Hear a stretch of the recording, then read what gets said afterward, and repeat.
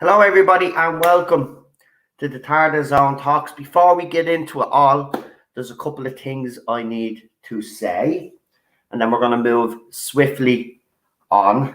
But a couple of things have happened overnight that I want to actually just highlight very briefly before we get stuck into it. I'm not here to have a rant or anything, and I'm not going to have a rant, but I just want to get a few things off my chest. So firstly, we're going to start with screen leak. So last night, I was alerted to a tweet that they threw up about Doctor Who Flux.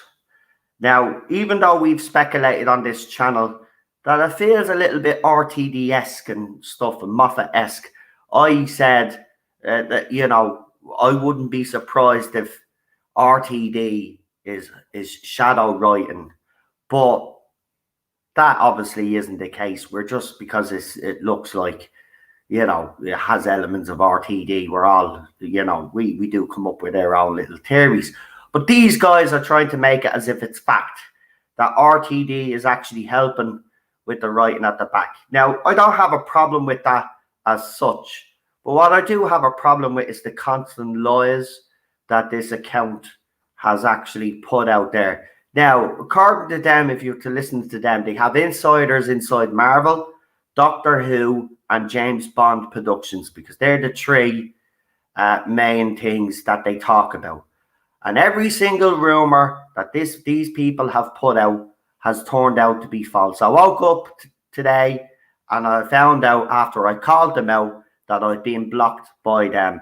Then obviously Eddie had seen the tweet and he retweeted them as well and called it absolutely nonsense, right? Now, the reason why I called them out was because I decided to go back through all their tweets and actually see what they said, right? Now, they announced that different sources had told them 3 different showrunners, right? And they put the names up. And the thing about it is one of their so-called sources was a YouTuber, right? So they don't even have insiders. That's the thing. They let the cat out of the bag when they put Council of Geeks video in their thread in regards to Sally Wainwright, who, as you remember, when that announcement was actually made by Council of Geeks, I did a video and called it out and called it bullshit because I'd already known that Sally wasn't going to be a showrunner. I was told that for a fact. We spoke about it on this channel. So what I did was I took screenshots and I threw them up on my Twitter account, and obviously they didn't like that because now they have actually blocked me. Now today they tried to clarify their tweet by saying, oh, we'll take this with a huge pinch of salt. This reminds me of a certain YouTuber out there that's been harping on that Kathleen Kennedy is leaving the last 3 years. And now newspaper reports are coming out to say that she's extended her contract for another 3 years. So again, as I said, I'm not saying that I'm exclusively the one that you should listen to when you're listening to Doctor Who rumors. But as I've said to you all all you guys out there, you have to be careful who's claiming that they have source information and stuff like that, because there's a lot of lies going out. These people also actually claim that Joe Martin's doctor, right? Wait till you hear this. This is how ridiculous this is. So Joe Martin's doctor wasn't in the TARDIS, even though we seen Jodie Whittaker in the TARDIS, looking in the mirror, right? Looking at herself and going, oh, brilliant. And then she gets thrown out of the TARDIS. They're trying to claim that, oh, that wasn't Jodie Whittaker's doctor. That was Joe Martin's doctor, because in reality, Joe Martin is actually the 13th doctor, which would make Jodie Whittaker the 14th doctor. Right? Absolutely ridiculous. And I called them out for that. And because I called them out, they blocked me. Now, another incident happened as well. Doctor Who Production News put up a ridiculous tweet claiming that the only reason why David Tennant was doing Big Finish was the guarantee that his wife was going to get a job with Big Finish. Now, I wake up today and I see a tweet by Georgia Tennant. And there's a guy in the fandom that a couple of people in this, actually there's a few people that I know on Twitter, have exposed a guy called Adam, right? Now, Adam obviously tweeted something to Georgia Tennant, and Georgia Tennant basically told him to go and fuck off. Not in a nasty way, she wrote, but she basically told him to go and get out of here.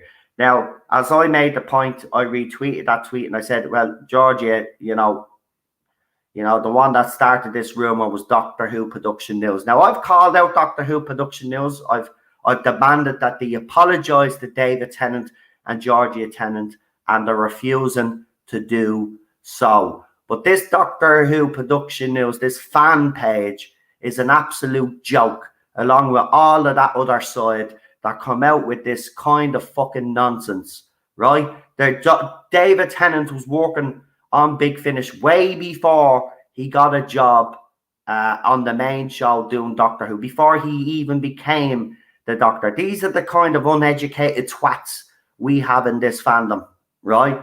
And they're coming out with silly nonsense. And you know what? I'm glad Georgia Tennant called it out, because it's absolutely ridiculous and disgusting to insinuate that David Tennant, the only reason why he's working for Big Finish is because he wanted to guarantee that his wife got a job because she's unemployed at the moment. And she's even joked about it, you know, being unemployed at the moment. Unemployed actress looking for work. She put up a tweet a few days back or last week. So, you know, she was even making fun of it herself. But these gobshites then go and insinuate, because they were doing something on Peter Capaldi not doing Big Finish audios, and then somehow it segued into David Tennant only doing Big Finish because his wife was employed by Big Finish, which is absolute nonsense, right? But obviously Adam rubbed her up the wrong way. Now, for anybody that doesn't know about Adam, there's been a couple of people that have exposed him. There's a whole thread. Apparently, allegedly, I have to be careful here. So apparently, allegedly, he was going around stalking female members of the cast and crew, even taking photographs of the reg of the car that these actresses were driving around in. Now, it wasn't Jenna Coleman's car, but it was a car that all of the Doctor Who crew were using if they needed to go anywhere. And this fella was popping up and waiting for hours for actresses. And Jenna Coleman even had to use a back door. He even admits that she had to use the back door and sneak out because this guy kept turning up. Well, he got called out actually today. Now, one more final thing before we get into what we need to get into. So last night I was playing Fortnite with Melina, as some of you know, because I announced it on the stream. And we were 20 minutes into our live stream when these fake accounts start popping up on my gaming channel. They were also sending friend requests to Melina on her PlayStation. And And I put the screenshots up on Twitter, but basically they called her Mexican, right? Also, they said that her kind should be scrubbing floors and stuff like that. These racist, vile pieces of crap, right? They go around, right, this fandom, accusing myself, Lee, and others in this fandom, right, about being racist. They go into my YouTube channel, go into me live chat, and abuse one of my guests on the channel with their racist, disgusting behavior. Now, one of them set up an account called Noel the Leprechaun. I did laugh at that one. Actually, we all had a laugh at that one because that was, I suppose, that's, you know, the most original insult that I've had probably in the last 5 years. So we had a bit of a joke, a laugh about that. Now, I just want to say Melina is fine, and she did laugh it off, and I made sure that she was all right, and I told her I had her back and all of that. But it's disgusting.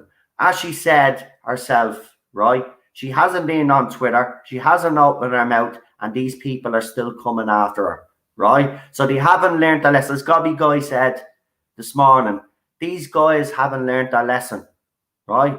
I think these people forget what happened to Melina after she was piled on. And I think it's absolutely disgusting, right? This needs to stop, but these people won't bloody stop. This seems to be the case. But I'm honestly baffled by these people. They go around claiming that we're the racist, and yet they're coming out with racist language towards one of my guests and myself. Even though we laughed at the leprechaun comment, that was supposed to be a racial slur against me. But of course, I did see the funny side of it, you know, where we start joking about Lucky Charms and how I thought you were magically delicious and all of this. And it all started off, the first comment started off was, what was my thoughts on China? They still can't get over the fact, because they're dumb pieces of shit, that I made some comments about the Chinese regime, right? And in the same video, I apologized because I might have went a little bit too far. But unfortunately, these people, like with the John Barrowman situation, they're not going to let me. They're not going to let me move on from it and grow and all of this. They just want to cancel me straight out. So because I wouldn't give them a satisfactory answer on the whole thing, then they started on my guests, and it was absolutely disgusting. I'm sick and tired of this nastiness in this fandom. These people, the quicker this era is over, the better. Most of them said they're going to leave. I can't wait for them to leave, to be quite honest, because it's absolutely disgusting. But I just wanted to highlight those things because there is a lot going on in the fandom. There's a lot of people having pops at everybody, and I'm glad Georgia Tennant came out and said what she needed to actually say. Lee says, please no swearing in the chat. Yeah, if there's anybody swearing in the chat, please leave the swearing out, because what will happen is that Google will hold your comment, and me mods will have no choice but to remove your comment. We're not trying to be dictators here. It's Google and YouTube themselves. So please use alternative words if you want to express your anger. Yeah. It's different when I'm on a live stream. See, that's the weird thing. I can drop F-bombs on a live stream, but you can't in the chat. Georgia came out swinging. Love that. I am now a huge fan. Listen, I put up a tweet there then after it and said, this woman does deserve her own TV show. I'm being honest. I said it when Jenny first appeared, burst onto her screens in the Doctor's Daughter. I wouldn't mind. I think she deserves a TV show. I know she's doing Big Finish, but I'd rather that they did a spin-off and she got her own TV series. But I'm glad, yeah, I'm with you, Lee. I'm glad she came out swinging, because, you know, at the end of the day, there's so much false crap going around in this fandom. It's unbelievable. These kids are just making up stuff now at this stage. These kids are just making up stuff at this stage. And I'm glad she came out and called it out. Absolutely disgusting. And Doctor Who production news, right? That's what they call themselves. It's a fan site. They're not really production news, by the way. They're a bunch of kids that managed to get people to go to filming, and they managed to get little photographs here and there and stuff like that. And they think they're the big cheeses in the fandom, and they think they're untouchable, right? They still haven't apologized. They still haven't apologized. They're arrogant little twats, right? How dare you insinuate that the only reason why David Tennant is doing Big Finish is because he wanted guarantees that his wife would be working on Big Finish. Absolutely disgraceful. He's been working on Big Finish for decades now, even before he became the Doctor. This just goes to show you that these kids are clueless. They don't know the past history of Big Finish or even the show itself. Absolutely disgusting. And they still won't apologise because that's the arrogance of them. But look, we're going to leave it there now. I've said all the little pieces of stuff that I wanted to actually say. But we are here for Twice Upon Time. This stream is for you guys that weren't on the panel, that would like to come on and discuss the latest episode. Also, apparently the AI, as I said, you know, apparently the AI has broken a new record. Apparently the AI is down again. As I said, this show is dead in the water. That's why I did me rating spinners video yesterday. You got to look at the whole picture. And I think some people out there are blinded and won't look at the whole picture. If you look at the shows that Doctor Who is actually up against, as I said, most of those shows are struggling anyway, right? And look what they're up against. So Doctor Who, in fairness, if this was well written, right? Apparently he was in the top 4 most watched or something like that, or for the BBC, right? No, Doctor Who should be number 1. I'm sorry, but Doctor Who should be number 1 because all of the rest of the TV is gone to shit. So there's no reason why Doctor Who, if given good writing, good character development, good actors and actresses, that this show couldn't actually thrive. Because shows like Line of Duty that are well written can prove that you can get 10, 12 million, maybe 15 million viewers in the overnights, right? There is no excuse, right? And I think people are blinded by, and then they keep giving me examples and this, that, and the other. I'm sorry, you are wrong, right? This show, from start to finish, this era is a complete failure. Complete and absolute failure. Can I say that Once Upon Time improved upon a second viewing? You can, Lee. I can't bring myself to rewatch it. I am going to rewatch it, but you're not the only one, Lee, that has said that. I have seen a few comments of people that have watched it a second time, and apparently, you know, if you watch it a second time, it seems to have made sense. Now, I will say something. There's a lot of fans out there, right? Or you probably are fans, but they're coming out. Oh, I hear that people are saying that the latest episode was very confusing. Well, I found it quite easy to watch, so I don't know what they're talking about. Right, number 1, right, it is confusing, right? It's a confusing mess, yeah, because it is all over the place, right? There's no denying that. I watched it live. I can understand certain aspects of it because I watched it live. They were doing the watch along, and people were in the chat talking to me while I was watching it. They were making points, and then I was adding on to it. That's what we do. That's why I do like doing the watch alongs, because someone in the chat might say something, say, oh yeah, you're onto something there, right? So that way it gives me a more better experience of watching the actual episode than I would if I was watching it on my own, because I can interact with people. So I could follow it and understand to a certain extent. But in saying that, it's still a goddamn mess. It's still all over the place. He'll pull at one thread, right? And then he'll leave that thread there, and then he'll pull on another one. This all has to go. Well, in fairness, Lee, I don't really care about the general audience right now, right? Because the general audience are these J-bots as well. Let's remember, they're only on board because of Jodie Whittaker. So I don't really care if they don't understand that. And a lot of them are actually angry and upset because, as I said, and this is no disrespect, I am actually being disrespectful, they're dumb. They're as dumb as Yaz the Plank, right? They have no intelligence. They can't work these things out, even though some of the characters explained on the screen what was going on. They still found it confusing, right? Doctor Who is an intelligent show, right?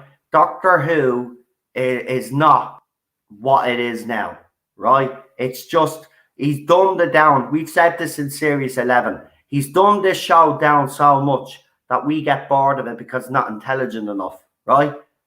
And yeah, the J-bots are saying it's confusing, right? Because they don't know. They don't know what the hell Doctor Who is all about, because they have this different vision of what Doctor Who is about. You know, to some of them, the Doctor started at Jodie Whittaker, right? They ignore all the past. Jodie Whittaker is the first Doctor. So they're only upset because of that, and they're also upset because the Doctor is treating Yaz a little bit badly, and they don't like that because they were hoping that those two would scissor in the TARDIS. But unfortunately, that's not going to happen. I reckon that as the weeks go on, there's 3 more weeks, isn't there? As the weeks go on, the Doctor is going to be even more upset and annoyed with Yaz. I mean, who wouldn't be anyway? But I think that's what's going to happen. And they're not going to be happy about it. Surely, even yourself, you got some screenshots of them threatening Chris Chibnall's life because Swarm had put his hand around Yaz's neck and they were all thinking that she was going to be killed off in that way. And they were literally threatening the showrunner's life because of that. This is how disgusting and vile these people actually are. And they're fanatical when it comes to Jodie Whittaker and Mandeep Gill and trying to ship their 2 characters. They're fanatical about it. And because they see the opposite happening on the screen now, they're very, very angry with Chris Chibnall because they were hoping, and they have been hoping for the past 3 seasons, that these 2 get it on. And it's not going to happen. It's simply not going to happen. So they need to get over it. They need to get over it. Right, I do know Melina is coming on, so I'm going to bring her on as the first guest. So I'm just going to send her the link. But if you want to join, now, not people that were on the panel. Remember, this is for people that haven't had the opportunity to come on. Now, I'm going to be strict here, right? 2 weeks ago, I let it slide. But if you haven't watched it, you're not coming on, right? You had to have watched the episode to come on and voice your opinion about it, because it wouldn't make sense you coming on and commenting on something that you haven't actually watched. It doesn't make sense. So unless you've watched the episode, you're the people that I want on. So if you haven't, please let me know in the chat. And if you would like to come on, just bear with me for 1 second though, till I send this first message to, I'll send a link to Melina. We'll get Melina on first. But if anybody else wants to come on that has watched the episode, that didn't have the opportunity to come on because we have a set panel, this is your opportunity to do so now. So if you want to come on, let me know. And we'll just wait for Melina there. I've sent her the link. We got 34 people watching right now. Do me a favor, hit that like, share, and subscribe button. By the way, for all the people that have threatened to unsub me, the funny thing is I was joking with Melina about this last night. For all the people that are threatening to unsub me, it's quite funny because in the last few days I've gained more subs. It's funny. So it's had the opposite effect. So yeah, you can take out your dinner. That should be ready, look. So it's funny. These people, I think, weren't even following me in the first place, but just wanted to come on and be fake outraged as they always are. Because as I said, we are now officially at 2010 subscribers now. So for all those people that were threatening to leave, I've actually gained more. So I don't, as I said, and I'll say it again, if anybody does have a problem with what I say on this channel, you don't have to watch me. You can unsubscribe, but don't be coming into the chat making a song and dance about it. Just go, Don't let the door hit you on the way out. I just want people here that are willing to listen to everybody, not just me, but are willing to listen to and give everybody the opportunity to have their say. Thing about it is there's a lot. Look, I'm just going to say it out straight. I don't think any of these people that announced that they were unsubbing me were actually sub to me in the first place. They just wanted their little moment for me to say, get the fuck out. So, as I said, if you don't like what I have to say on this channel, get out. Get out. It's just as simple as that. I'm entitled to my opinions. My panel are entitled to their opinions, and any guests that I bring on are entitled to their opinions. That's what this channel does. But if you're already here to upset the apple cart and to rub people up the wrong way, well, then you'll be removed. It's as simple as that. It's no skin off my nose. So that's the way it will go. So Matt, I've joined. I've watched it. Right. So hold on now. I'm getting confused. So who actually wants to come on? Press 1 if you want to come on. That's the easiest way to do it, actually. And then I'll know exactly who you are. So if you want to come on tonight, please press 1 right now in the chat, and I will send you an email if I've brought you on before. So do that for me now while we're waiting on Melina. Right, so we got another guest coming on. Actually, I better text Melina just in case. She could be getting her computer set up.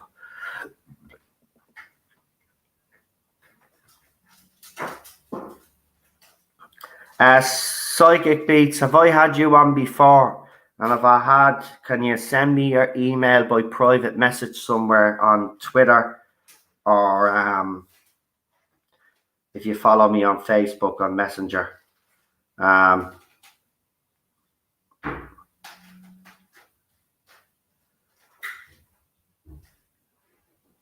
Right, so we got Cinnamon Toast Crunch that wants to come on. So hold on, I just have to text, find out what's going on here.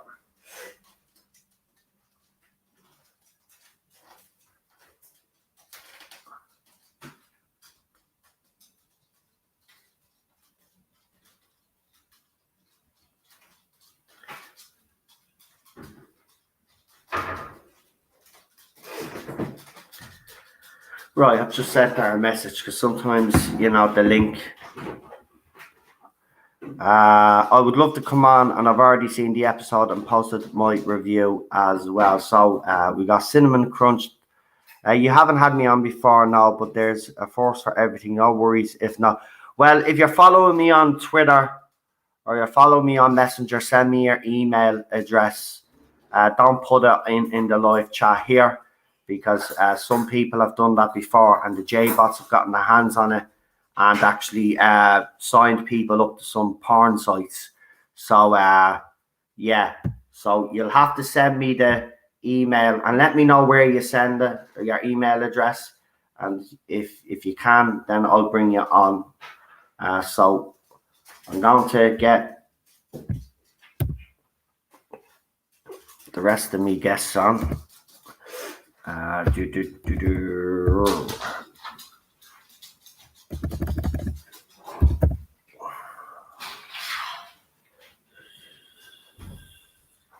Right, where's all these emails are disappearing.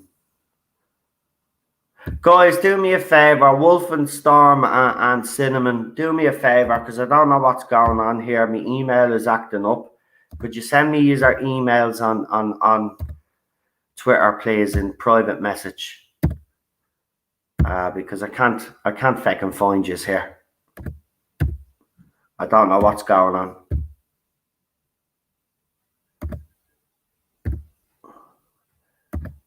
Like, what is going on? Oh, hold on, I've got a Cinnamon's one. Right, I've got Cinnamon's email, so I've sent him his email. Oh, yeah. Just waiting, obviously, on the other guests. Melina is probably getting her computer set up. I'll send it on Twitter, no problem. Wolfenstorm, do us a favor, send us your email again, will you?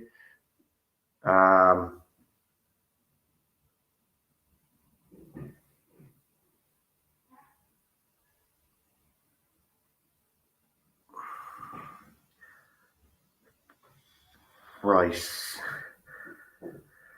Okay.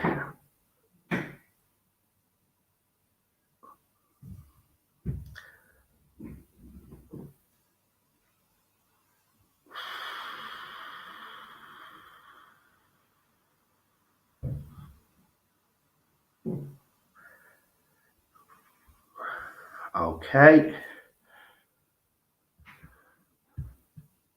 Right, just bear with me. Just bear with me. Sent. I have a different profile picture. The name is just Sam. Yeah, I just checked it just to double check because, you know, I have to be careful. I see your account has been up since 2015, so it's all good. And Rabbi is following you as well, so.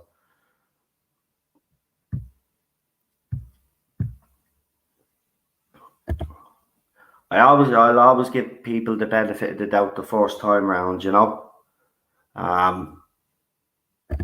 Sometimes it does be a mistake, but you know, as I said, I do try get as many people on as I can, and even the other side, but they've taken advantage of it. They've taken advantage of it several times, actually. You know, if they just came on and. So I've sent you the email. I'm just waiting on Wolfenstorm now to text me on Twitter with your email address, please.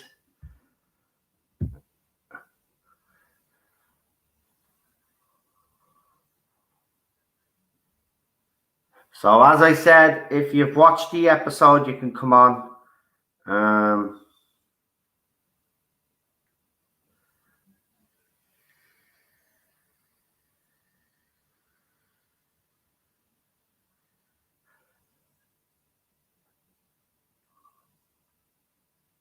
Right, there we go. I don't know why your email's not coming up though. That's the thing. I see now, I got it now. Charlotte's had the same issues as well. I don't know what's happening with her emails. But there you go. There you are. Right. Now you come up. That's fucking ridiculous, man. So, I mean, right. So we got.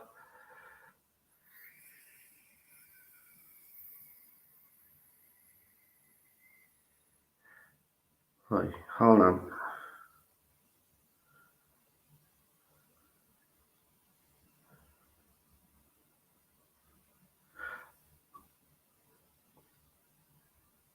Right, we'll just give Melina a little bit of time. She literally seen me message where I said I was going live 2 minutes ago, and now she's not here. We'll just have to wait. So we have Cinnamon Toast Crunch in the studio, and we have our other guest as well, and Wolfenstorm will be here, and then we'll have Melina on as well, and we will get into it. So I've sent you your email, Wolfenstorm. Your email's already been sent. Chris is there, and I want to give a special shout out to Chris because before Chris went to bed last night, he happened to pop into the gaming channel, and he seen what was going on, and he actually stayed for a bit and did a bit of modding for me on that channel. We never really have any problems on that channel except when I first started it up. But I have noticed, and I will say this, and I think Lee will agree with me here as well, it always seems to be the case when a new series of Doctor Who starts up that these people come after me and attack me and attack others that I know. It's ridiculous. They just can't leave me alone. You know, they just, and as someone said, you know, I don't know. I mean, I'm living inside our heads rent free for these past 5 years. And it's absolutely funny to me now that they're just so outraged. Like, you know, I've been more than positive about this series, right? And they're still not happy, right? They're still not happy. So it doesn't matter whether I like something or dislike something, they're always going to be the same. They just can't accept the fact that I did not like this era from the beginning, and I didn't like that precious female doctor. And the opinions on Jodie Whittaker have not changed. She's a poor actress that was miscast in the role, and I'm sticking to that. That'll never change. When are they not outraged, Lee? I know it seems like a 5-year fucking stag party and gone wrong, doesn't it? Fuck's sake, man. I just have to laugh. I just have to laugh, mate, because, you know, it used to upset me all of that. But we had a right laugh about it last night. I sent you the email. Go and check your emails. I sent you your email. That's what I'm saying, Wolfenstorm. I've sent you an email. Go and check. Your email should be there. That's what I'm talking about. No, I got your message, but I already sent you your email. So go and check. You've defended this series. Well, I'm not going to say I've defended this series as such. I have enjoyed elements of it. I have consistently said, though, and if people actually listen to what I say, I'm not talking about you, I'm talking about other people on the other side, and the people that have had a go at me. Like, I have said, even though I've liked some elements about it, that it's still, if you compare it to the Moffat and RTD era, it doesn't even come close to it anyway. And I've also said that even though I've liked some elements of it, that it still is a mess. I'm not going to, you know, be totally praising the thing, because it does have its flaws, and it has a lot of flaws. Now, I will say this: I am looking forward to next week's episode.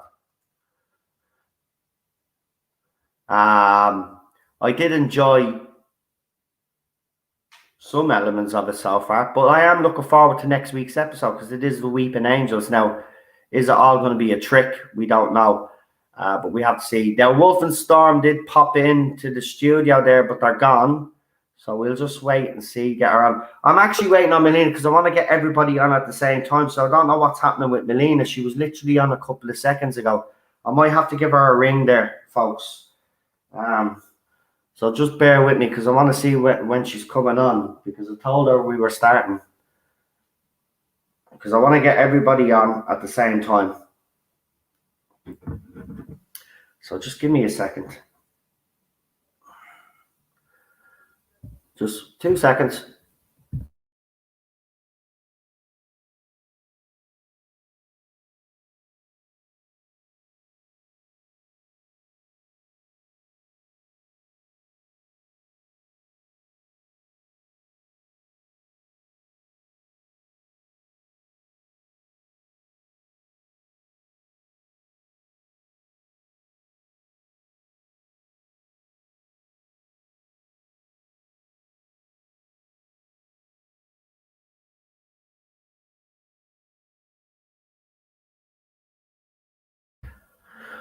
Right, we'll have to wait. She has been having problems with her internet the last couple of days when we've been playing Fortnite. She's had to turn off her internet and knock it back on again.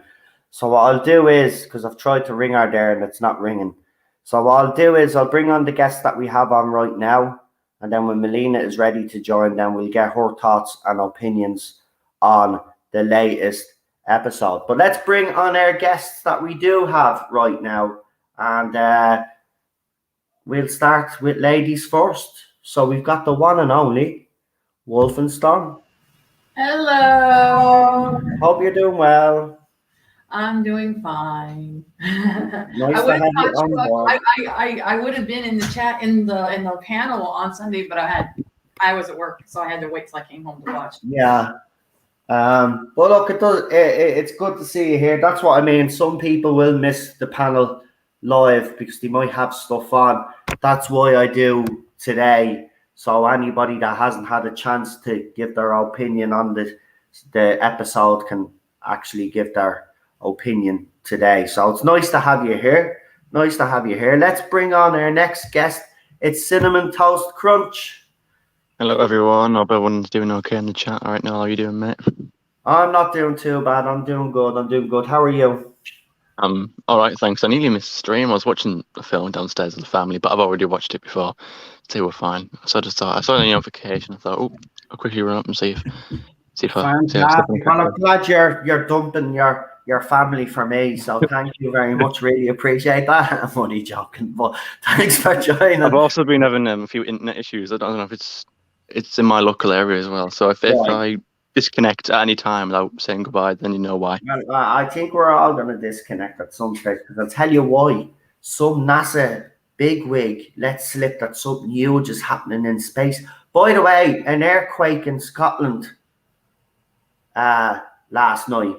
There was an earthquake in Scotland last night. Some Scottish people woke up with a tremor 3.1 on the Richter scale. We don't normally get too many earthquakes. Scotland, England, or Ireland don't get normally. The biggest earthquake we had was back in 1984. I was 5 years old and I remember it very well actually because it scared the shit out of me. Yeah, look at there's volcanoes exploding all over the place. Yellowstone there's some weird shit going on at Yellowstone, and so as I said, some volcanoes that haven't erupted in years or decades are erupting, and we seem to be getting a lot of earthquakes as well. Tell you, I think we're on the way out, folks. I think we're on the way out. I'm sorry to be but you know, I think we're all going to fucking die, man. I think the world is on its. I think you know what's happened. The world's probably said, well, fuck this. I'm sick of the human race. Let's get rid of them. I think that's what's happening. I think that's what's happening there. Bad world. Well, don't blame them, though. Look what we've done to it. Anyway, let's bring on our next guest. First time guest as well. It's the one and only, I think it's, am I saying it right? Psychic Beats? I'm probably saying it wrong. But welcome. Hello. Yeah, nice to have you on board. Thank you, mate. Cheers. First time being on one of these things. Oh, fantastic. Well, don't worry about it. Just, you know, as I do say to people that first time on, you know, just take your time and don't worry about, you'll get plenty of time to get your points across. You know what? Go ahead. Go on. You are probably the first person who's ever pronounced my name properly. Ever. Oh, so I did pronounce it properly. Okay. Yeah, you got it right, mate. Everyone goes, oh, is it physics? I'm like, no. Nice. No, I do like that name. Nice name. I like the old avatar as well. Nice. Yeah, an old friend made that for me a couple of years ago. Nice. Yeah. We got it. So we got Mr. Toasty here, and we've got the brain here with the physics. Isn't that nice? And then we've got Wolfenstorm. Obviously, she's a big David Tennant and Billy Piper fan. So that's me and you friends then. Guess who's here? Guess who's here? Better late than never. The woman who gives out to me on live streams on our gaming channel gives out to me in Spanish, so I don't know what she's fucking saying. So she insults me in Spanish, and I don't know what she said. It's the one and only Melina. Hola. Hola. Hey, everybody. Hello. How's everyone? Well, we're good. We are good, and we all know why we're here. So we'll get. So do you know what? What we'll do is what we do on normal panels, right? We'll get you all to tell me something positive about what you had watched this week. So if there's any positives, let me know, and also what you didn't like about the episode. So we will start with ladies first. I hope you lads don't mind, but we'll start with the two ladies first. So we'll start with Wolf and the Storm first. I keep saying your name wrong. I always leave out the there. Sorry about that. So the Wolf and the Storm, twice upon time, because Chris Chibnall had to leave out the to be different. But what were your thoughts on this week's episode? Oh wow. This one I really had to stretch. Last week it wasn't that hard because it was actually halfway decent. This one, okay. I will say that I wasn't sure about Binder because there wasn't a lot of backstory to him, but this episode kind of gave him a little bit of depth, which I like. And the actor that plays him seems to be doing a pretty decent job with the character. I mean, I actually feel like I kind of care about him now that I know a little bit more about his backstory. The girlfriend, however, I don't know enough about her to comment. Even though I don't like the whole Timeless Child arc, I despise it. I still feel like Jo Martin, whenever she's there to play whichever doctor she is, at least she's better than Jodie. So, you know, for everybody saying that in that memory scene where, oh, wow, she's actually coming off as a big doctor. Remember, she's repeating words that she herself did not say, at least in that incarnation of herself. She's repeating words and actions that Jo Martin's version of the doctor said, a definitely better version of herself. So those scenes were interesting. I liked the more development of the Ravagers. I liked how Swarm looked when he had more meat, more muscle to his body. Because it's obvious now the reason why he's so emaciated looking is because he's been in prison for so long. But the way his makeup was in the past and his outfit, that's more believable. Every time I see him now when he's got that cheap ass looking Walgreens makeup on and Azure got that same cheap ass looking Walmart makeup on, it just takes me out. Because I mean, the acting is good, but it's hard for me to stay into the characters when they look so ridiculous. In the past scenes, it was better. That's about all I can say. Everything else was disjointed and confusing, and yeah.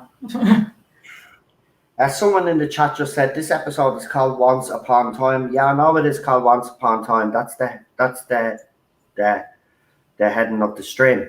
I was just saying Chris Chibnall has to be different and leave out the in Once Upon Time instead of saying Once Upon a Time. That's why I said that. But go ahead anyway, Wolf and Storm. What else did you like? Dan is kind of creeping up on me a little. At first, I was like, "Oh, he's just going to be played for old white guy laughs." But actually, I mean, he's not there yet, but he's getting close. I like his development a little. I was pleasantly surprised to see that that John Bishop actually can play different layers of Dan, or Carbonista, I should say, because he was actually Carbonista in the past. But I was afraid he was only going to be good for the humor parts. But after I saw him in War of the Sontarans, I was actually able to see for the first time he's actually able to play serious fairly well. Yeah. And I'd like to see more of that. I want to have a companion that I can believe in again, that I can get behind, that I can feel for, that I can support. And in the 3 years that this era has been on, Dan is the first one that I've seen so far out of the 4 that I might even give half a damn about, actually, for once. And I got to chalk that up to John. I mean, I didn't know much about John going in, and then I got to say I'm pleasantly surprised. I hope that the writing gives him more to work with. I know it's not easy when you're working with a Chibnall script.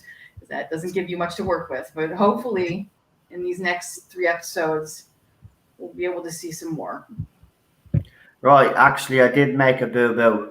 Thanks for pointing out. I am an idiot. I do have it down as Twice Upon Time because I'm a fucking dope. Yeah, I was going to say, but I didn't want to. Yeah, no. I was right to correct me. So Yeah, I'm gonna fix it now. So see, I get. Oh Jesus Christ, man, that's Chibnall for you, man. I'm blaming Chib as me and Melina always do, even when we're playing Fortnite. We blame Chibnall. It's Just all blame Chibnall for Chibnall's fault when we everything. lose. Yeah. What's it? Once upon a time. How am I not even remembering it now? Even though people have called it out, I'm an idiot. Right. Anyway, I'll fix it. I'll fix it eventually. We'll just continue anyway. No, it's grand. You have all seen. So does my wife. So you're absolutely right to call it out. It was wrong. I will sort it out. Don't worry. Don't worry.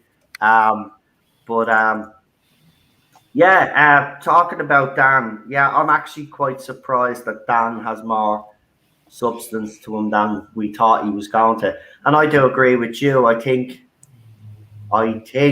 that he's not being used for being the butt of the joke so far.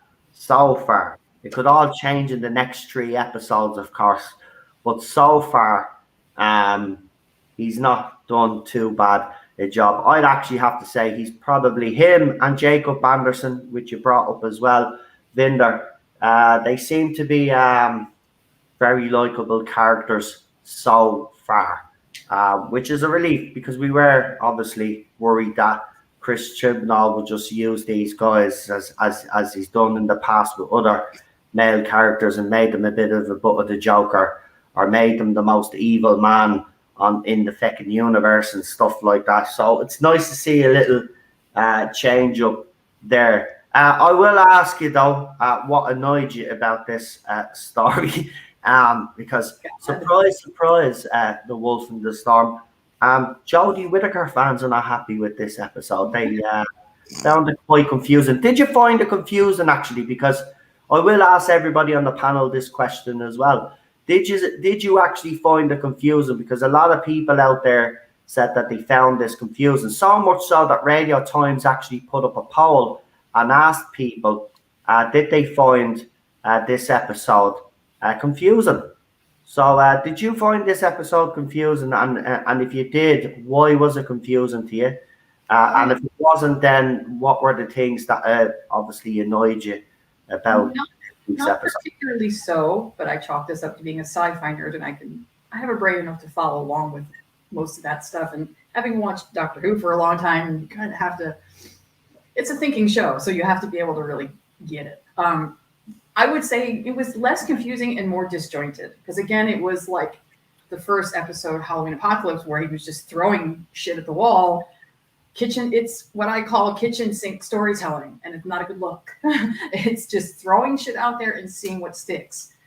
You had said that if he didn't give some development on the Ravagers and on the Flux by the halfway point, it was going to be a problem. And now it's being into a problem because we're already halfway through. End of episode 3. Next week is episode 4. There's only 3 episodes left, and we still know next to nothing about the Flux. He foobarred on the Flux because at the beginning of the first episode, when we first saw the Flux occur, it was literally eating planets. And in this episode, apparently it decided to pass this one by. It just kind of messed up the buildings and left. It left the planet intact. Confused. I don't know if this is a problem. He's not developing this entity or whatever it is enough. All we know so far is that it's man-made, according to that old lady that the doctor met. Yeah, apparently the doctor is responsible for and that was designed for her for some unknown reason, as Critical Drinker likes to say, don't know.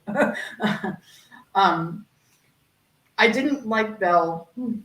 I thought she was a little Mary Sue. Well, a lot of people have said that, but I'm going to be out. I said it out straight on my stream. I kind of disagree with that. I mean, she was introduced in the 3rd episode, fair enough. But I've already seen the clip. She's going to be in next week's episode. And, you know, people saying the way she defeated the Cybermen was too easy. Well, have you watched Classic Who? That's what I'd say to people. Because if you go back and watch Classic Who and see the way they were killed in Classic Who, it was absolutely ridiculous and easy. So I kind of don't get that kind of oh, she's a Mary. So I can't frame my mind that way, because when I look back at classic stories and see how they were actually defeated, it kind of makes sense what Belle done. So I don't see a problem with that. But look, different strokes for different folks. If people think she's a Mary Sue, that's fair enough. I have to disagree with that one anyway. But that's just a personal preference there. But go ahead. Anything else you didn't like about it? I would just like to have seen a little more shell shock, I guess, from what she had described that she had gone through. Not only losing her home and her family and her entire planet, but obviously the man she loves and the fact that she's carrying an unborn child and all this mess. You would think there would be more emotional impact, and now she's just tough as nails. And yeah, I just feel like it's Well, that not be down, and I just want to put this point across and see, do you agree with me, or do you still have the same opinion? But do you not think that's Chris Chibnall's fault? Because when he did literally introduce her onto the screen, she told us her backstory instead of actually showing us her story. Right. See, this is the problem with Chris Chibnall. He gets his characters are there to be used as a plot device to move the plot along, instead of like actually us seeing what they've been going through. Yes, I do agree with you to that point, that if we actually had seen all this happen to her, then it'd probably be a bit more believable. Then by the time we got to that Cyberman scene, maybe, okay, you wouldn't have that opinion. But this is Chris Chibnall over and over anyway. He just doesn't have the ability to develop characters the way they should be. So I think she suffers because of that. I think all the characters actually over his whole entire era have suffered because of that. He introduces them and we don't get much of a backstory. Now Vinder did get more character development, of course, which I was delighted to see, because people were complaining after the first episode that he didn't get, oh, there's Vinder, but what's he actually doing? What's he about? And we got a little bit more character development for him. My problem is, the Wolfenstorm is that he's introduced so many characters, right, in the first episode. And what's happening now is the character development is suffering, because every week he's introducing brand new characters, right? So he's given less time for the characters that he originally introduced at the start. And I think they will, look, as I said, if there's not more movement on the plot, we got slight movement this week, but next week now it really needs to pick up. Well, I kind of, my issue with Belle is I kind of like to compare it to this, and I think it's a really good comparison. If you've ever seen the original Terminator movie, in that scene where Kyle Reese and Sarah Connor are hiding for the night in that big pipe, and she's talking to him about what his future's like. Yeah. And she asked him to tell her something about the future, about why it's so bad. And he starts talking to her, but then it segues into, I guess, a flash forward, and you see his point of view. No words, just his perspective of walking through the ruins and all the people and he goes into this underground shelter, and you see how the whole world is just destroyed. Now imagine if they had rewrote that scene, and instead of that flash forward where you got to see it through his eyes, he just sat there talking about it. He just told her with words. Yeah, but we got to see some things as well. You really think that scene would have had the same emotional impact? I don't think so. I wouldn't have, but that's what I mean. You're right. In that scene, like, at least there was footage as well to show what Kyle Reese had gone through. So this is another problem with Chris Chibnall. I do agree. If he had showed a little bit more backstory to Belle in actual scenes, instead of her explaining what she's been through, I think her character might have had more of an impact. That was the biggest problem with this episode. I felt like it was a 50-minute long exposition dump. And it started with Jodie Whittaker talking and talking, talking and talking some more. To the point where I was just ready to rip her tongue out, because all she wanted to do was talk. And now I get it. Some people will say, oh, but David Tennant's doctor had a huge gob, and so does Matt Smith. And what about Capaldi's speeches? Okay. With 11 and 10, that was a character trait. That was a character trait. With Capaldi, please, you cannot down his speeches. He was doing what he had to do to get people to see his point of view, especially in like the Zygon version, you know. With her, it's not a character trait. Well, it might be a stolen one because she loves to steal things from Tennant Smith. But she has no reason to keep talking. And it doesn't invest you into her character or what's going on around her. You just get bored of hearing her mouth move. You would rather see what's going on instead of her constantly talking. Especially when the words she says is just not that interesting. That's another problem. Vinder was really good and Dan was good, but when you have to rely on your side characters to prop up your show because your main character can't pull it out, you got a problem. A serious, serious problem. Lord.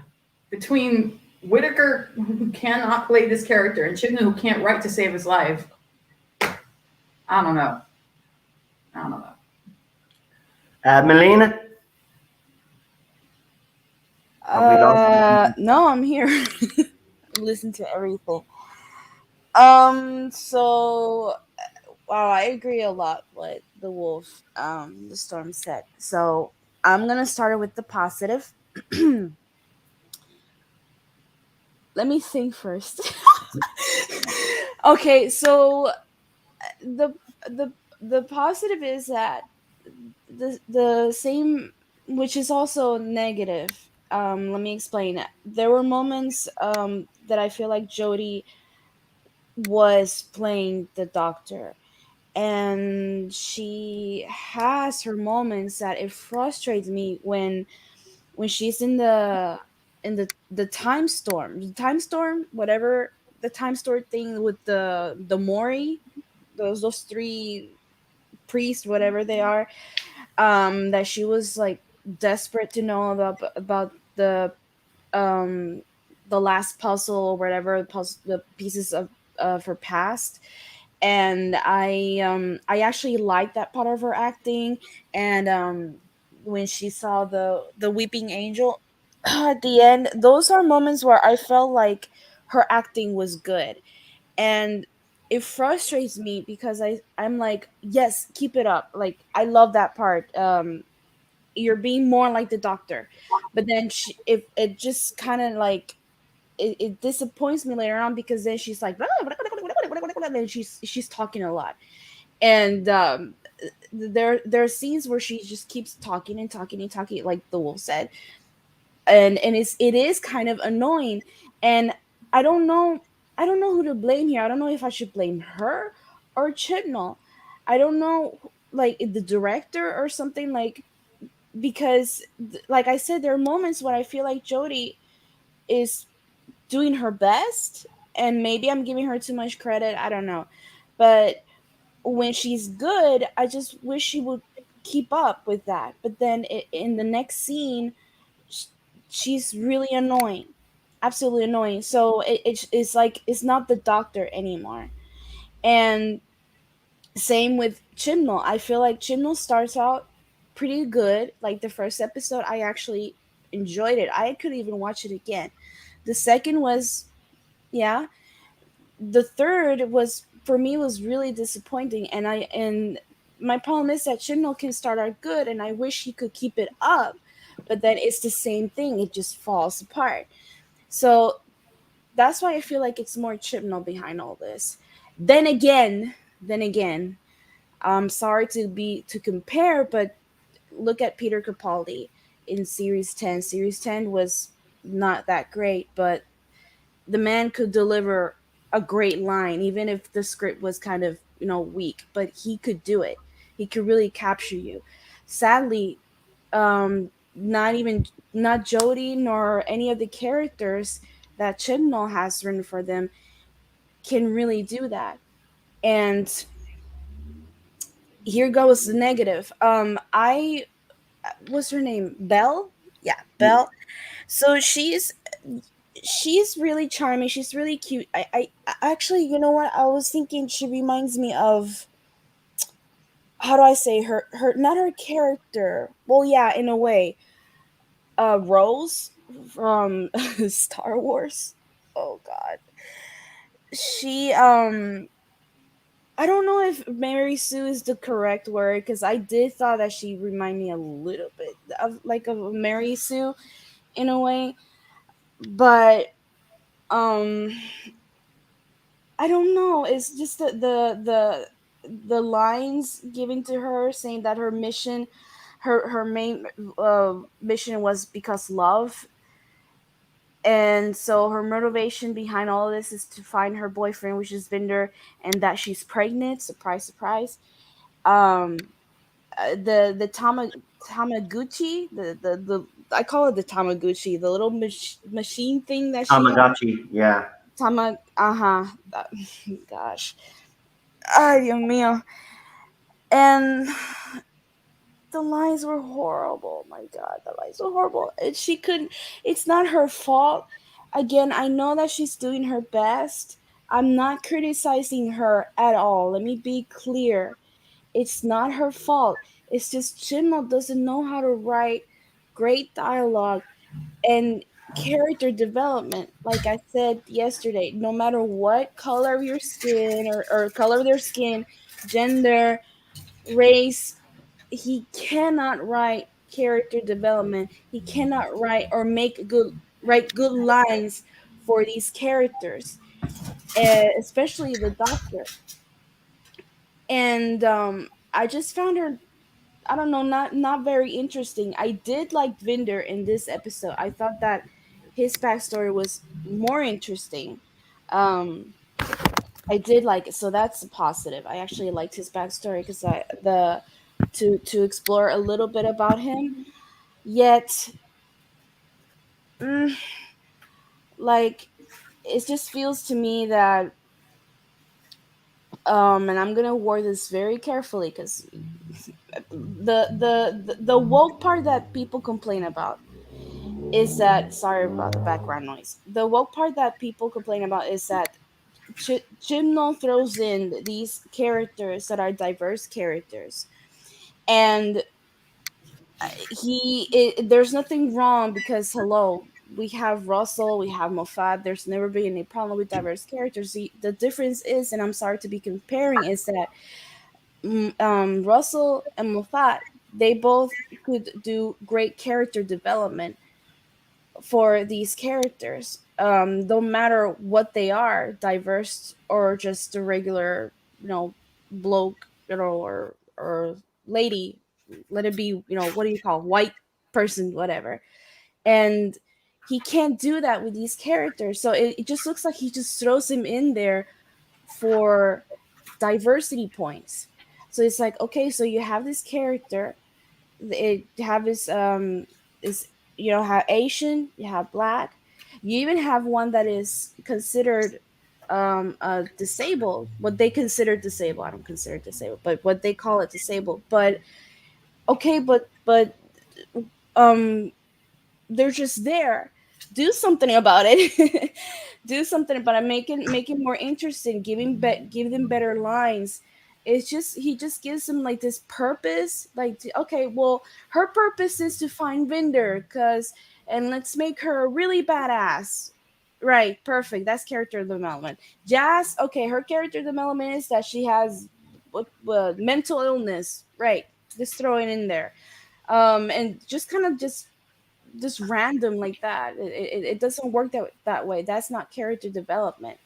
And so that's why people, like, when they watch these series with Chibnall, they say, "Oh, it's woke, it's woke, it's woke." It's like, the what what I mean by that is that, like I said, it's just, they're just there for diversity points, just to say that, oh, Chibnall um is doing, he respects diverse characters, but it's unfair because he doesn't give them proper um story or backstory, doesn't give them proper character development. He doesn't give them the lines, they don't like what they deserve. And it feels like how do I say it? They're not overshadowed, but not appreciated, just not used, like they're not, how do I say this? I'm trying to word this in English, it's not coming out right.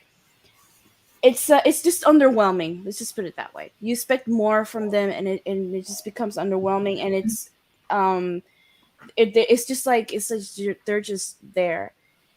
um Also, about the part that is, like, people are saying that it's confusing. Yeah, it is maybe confusing, but it's the what I find it confusing is not actually the story per se.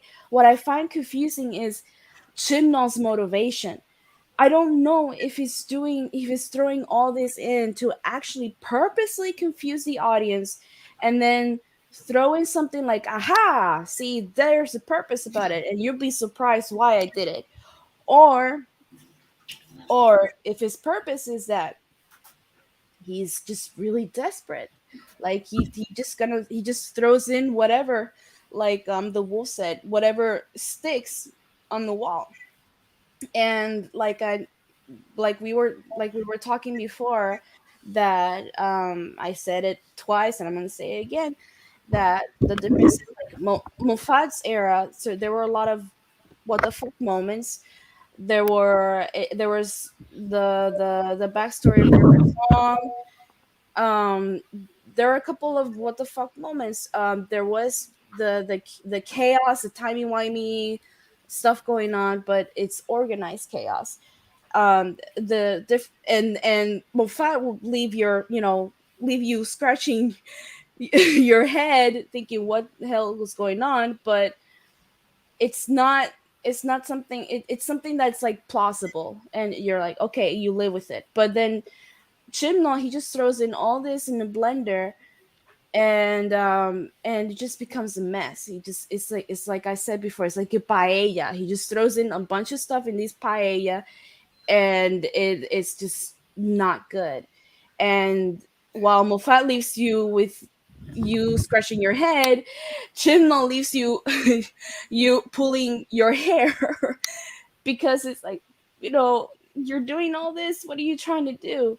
It's not working. Are you doing this out of desperation, or is there an actual purpose behind this? So that's why I wasn't really a huge fan of the third episode. And I try to get through it, and sadly I wish I could watch it again to see if I missed anything, but I don't think I can. I feel like I don't think I can get through with it again, the third episode. And it's not because, like I said, it's like I'm confused or anything like that. It's just I don't know the motivation behind Chimnall. And by the way, my God, the CGI, Dios mío, qué awful. Oh my The God. Daleks. Oh my God. The Daleks. Oh, Dios mío, señor mano. The Daleks. Oh my God. It looked like something. It looked like how do I say, like I don't know, like they copy pasted, or it just looks like something like you like a high schooler would do. It, it's just it looked like a high school project.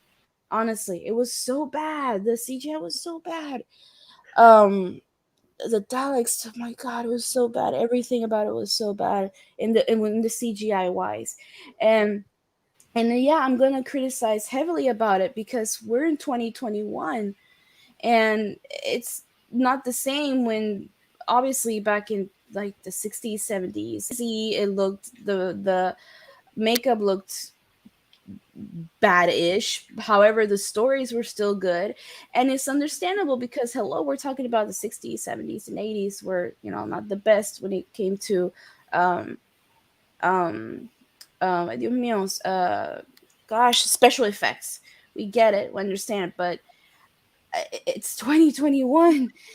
I expected better. It should be evolving. It should be better. So that's why I'm like criticizing heavily on the CGI. That was really disappointing. I mean, give at least give us something good to criticize the episode, like saying like, oh, the CGI was beautiful or something like that, but it wasn't. It was just bad.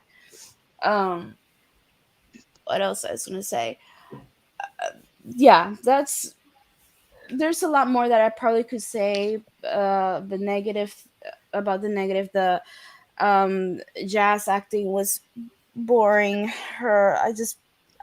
She to me, it was just dry. And I liked her in the first episode. I felt like she was finally was being more, I don't know if the word useful is proper. She was being more useful. Her characters being more useful. Her characters was being more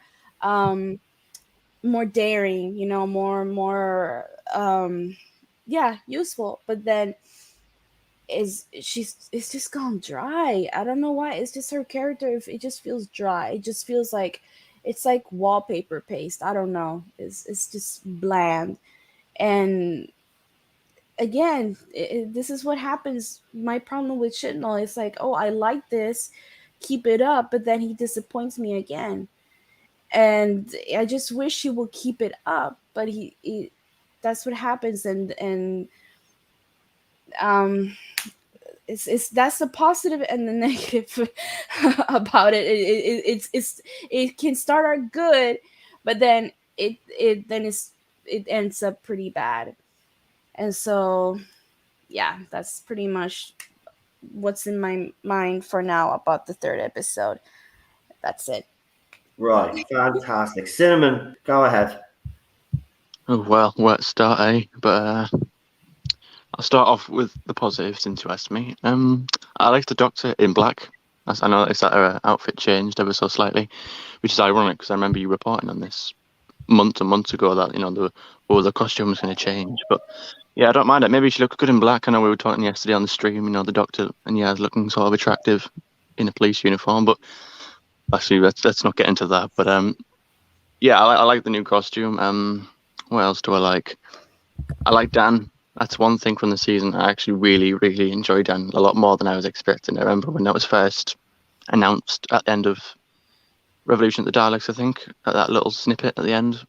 And I thought, him? What, that comedian? I'm going to get him. And I just thought, oh, this is going to be like... And I remember thinking, what is it with Chibnall getting people off the TV and getting like all these hosts and comedians? But then I remembered, oh, well, Graham worked out all right. So why can't he? So I give him a chance, like I give everyone a chance. And I really like him. I think I like him more than Graham, actually, because Graham was a good bloke who meant well, but he would grieve, and that would be relatable to a lot of people because a lot of people who have experienced loss. But I felt like what's the word? Relatable. I found myself being more relatable to Dan because he was someone who was a selfless person. He'd be offered a tin of soup, I think at the beginning of that episode 1, and he refuses, and he goes home and his cupboards are all empty. And I just thought, like, that's a really good person because he's putting others before himself. So as far as positives, it's a little bit limited. Vinder's cool. A bit more character development from him. I really like where they're going with him. I like his backstory, but that's the thing with backstory and all these flashback scenes they keep doing. I'll get onto that. But hopefully that's just for positives. Like I said, I'll rewatch it again at some point and try and discover if there's anything else that I like or if there's anything else maybe I rethink. Or maybe my opinion changes about some things, because we're not allowed to have our opinion changed. We're not allowed that anymore. Otherwise, the Jodie Bots will call us out for it. Oh, but Don't worry, as far as the negative, as soon as this series is over, we'll be doing a retrospective look. Because obviously, I'll watch it again, and then I'll do a huge panel, bring as many of you as we can on, and then we'll see then after it finishes, do we have differences of opinion on what we've watched and have our opinions changed as we've been watching it. That will be very interesting. But go ahead, Cinnamon. Yeah, I mean, there's stuff like even my opinions change about. I can't remember exactly what it was, but there's something the other day. I think it was about Geordie or something, and there was just something. And before I had a different opinion on it, and now that I've been discussing it, and now it changed. Now I believe the opposite. But as moving on, as far as Belle is confirmed, I didn't even know that was her character at first. I only found out yesterday on the stream. But as far as her character is concerned, I wouldn't call her a Mary Sue. That wasn't the vibes I was getting from her. I didn't really think that she was a goody two shoes and she was great at anything. I didn't personally think she was a Mary Sue, but each their own. As far as the Cybermen dying easily, they've always done that. You know, they drop like flies. Exactly. If you watch the season 2 or series 2 finale, the Army of Ghosts and Doomsday, when the Daleks and the Cybermen are fighting, the Daleks just win and they wipe the floor with them. And even like you say, with the classic series, they all drop dead easily. And I'm a massive Cybermen fan, so if I can say that, then it must be true. But you know, I like the little role she did. That was pretty cool. But as far as her character development and who she is, it's a bit hard to say you don't like her character, and I don't like her character yet because I feel like they didn't really explain much with her. But then you could say, oh, but how about in episode 1, Vinda didn't do much either? Well, the difference between that, I think, is when the scenes with Vinda in the first episode were a result of the Flux. So he was part of the story, although he didn't interact with the other characters. He was still relevant to what was going on. So he would sit there talking, and you could sort of get a feel like, okay, he's in this little space shuttle and he's doing something, and no one's receiving his messages. He's sort of ignored. He's sort of out there on his own. And then all of a sudden, this big Flux comes out, and then his spaceship's about to blow up, and he escapes in an escape pod. You know, he gets away. So I feel like he was more relevant to that story.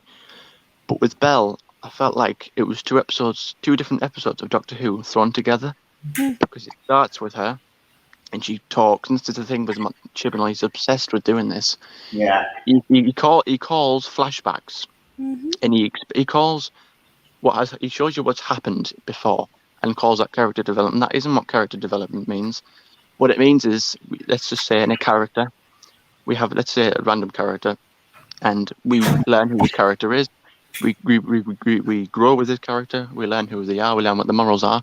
And let's say something happens, something bad happens.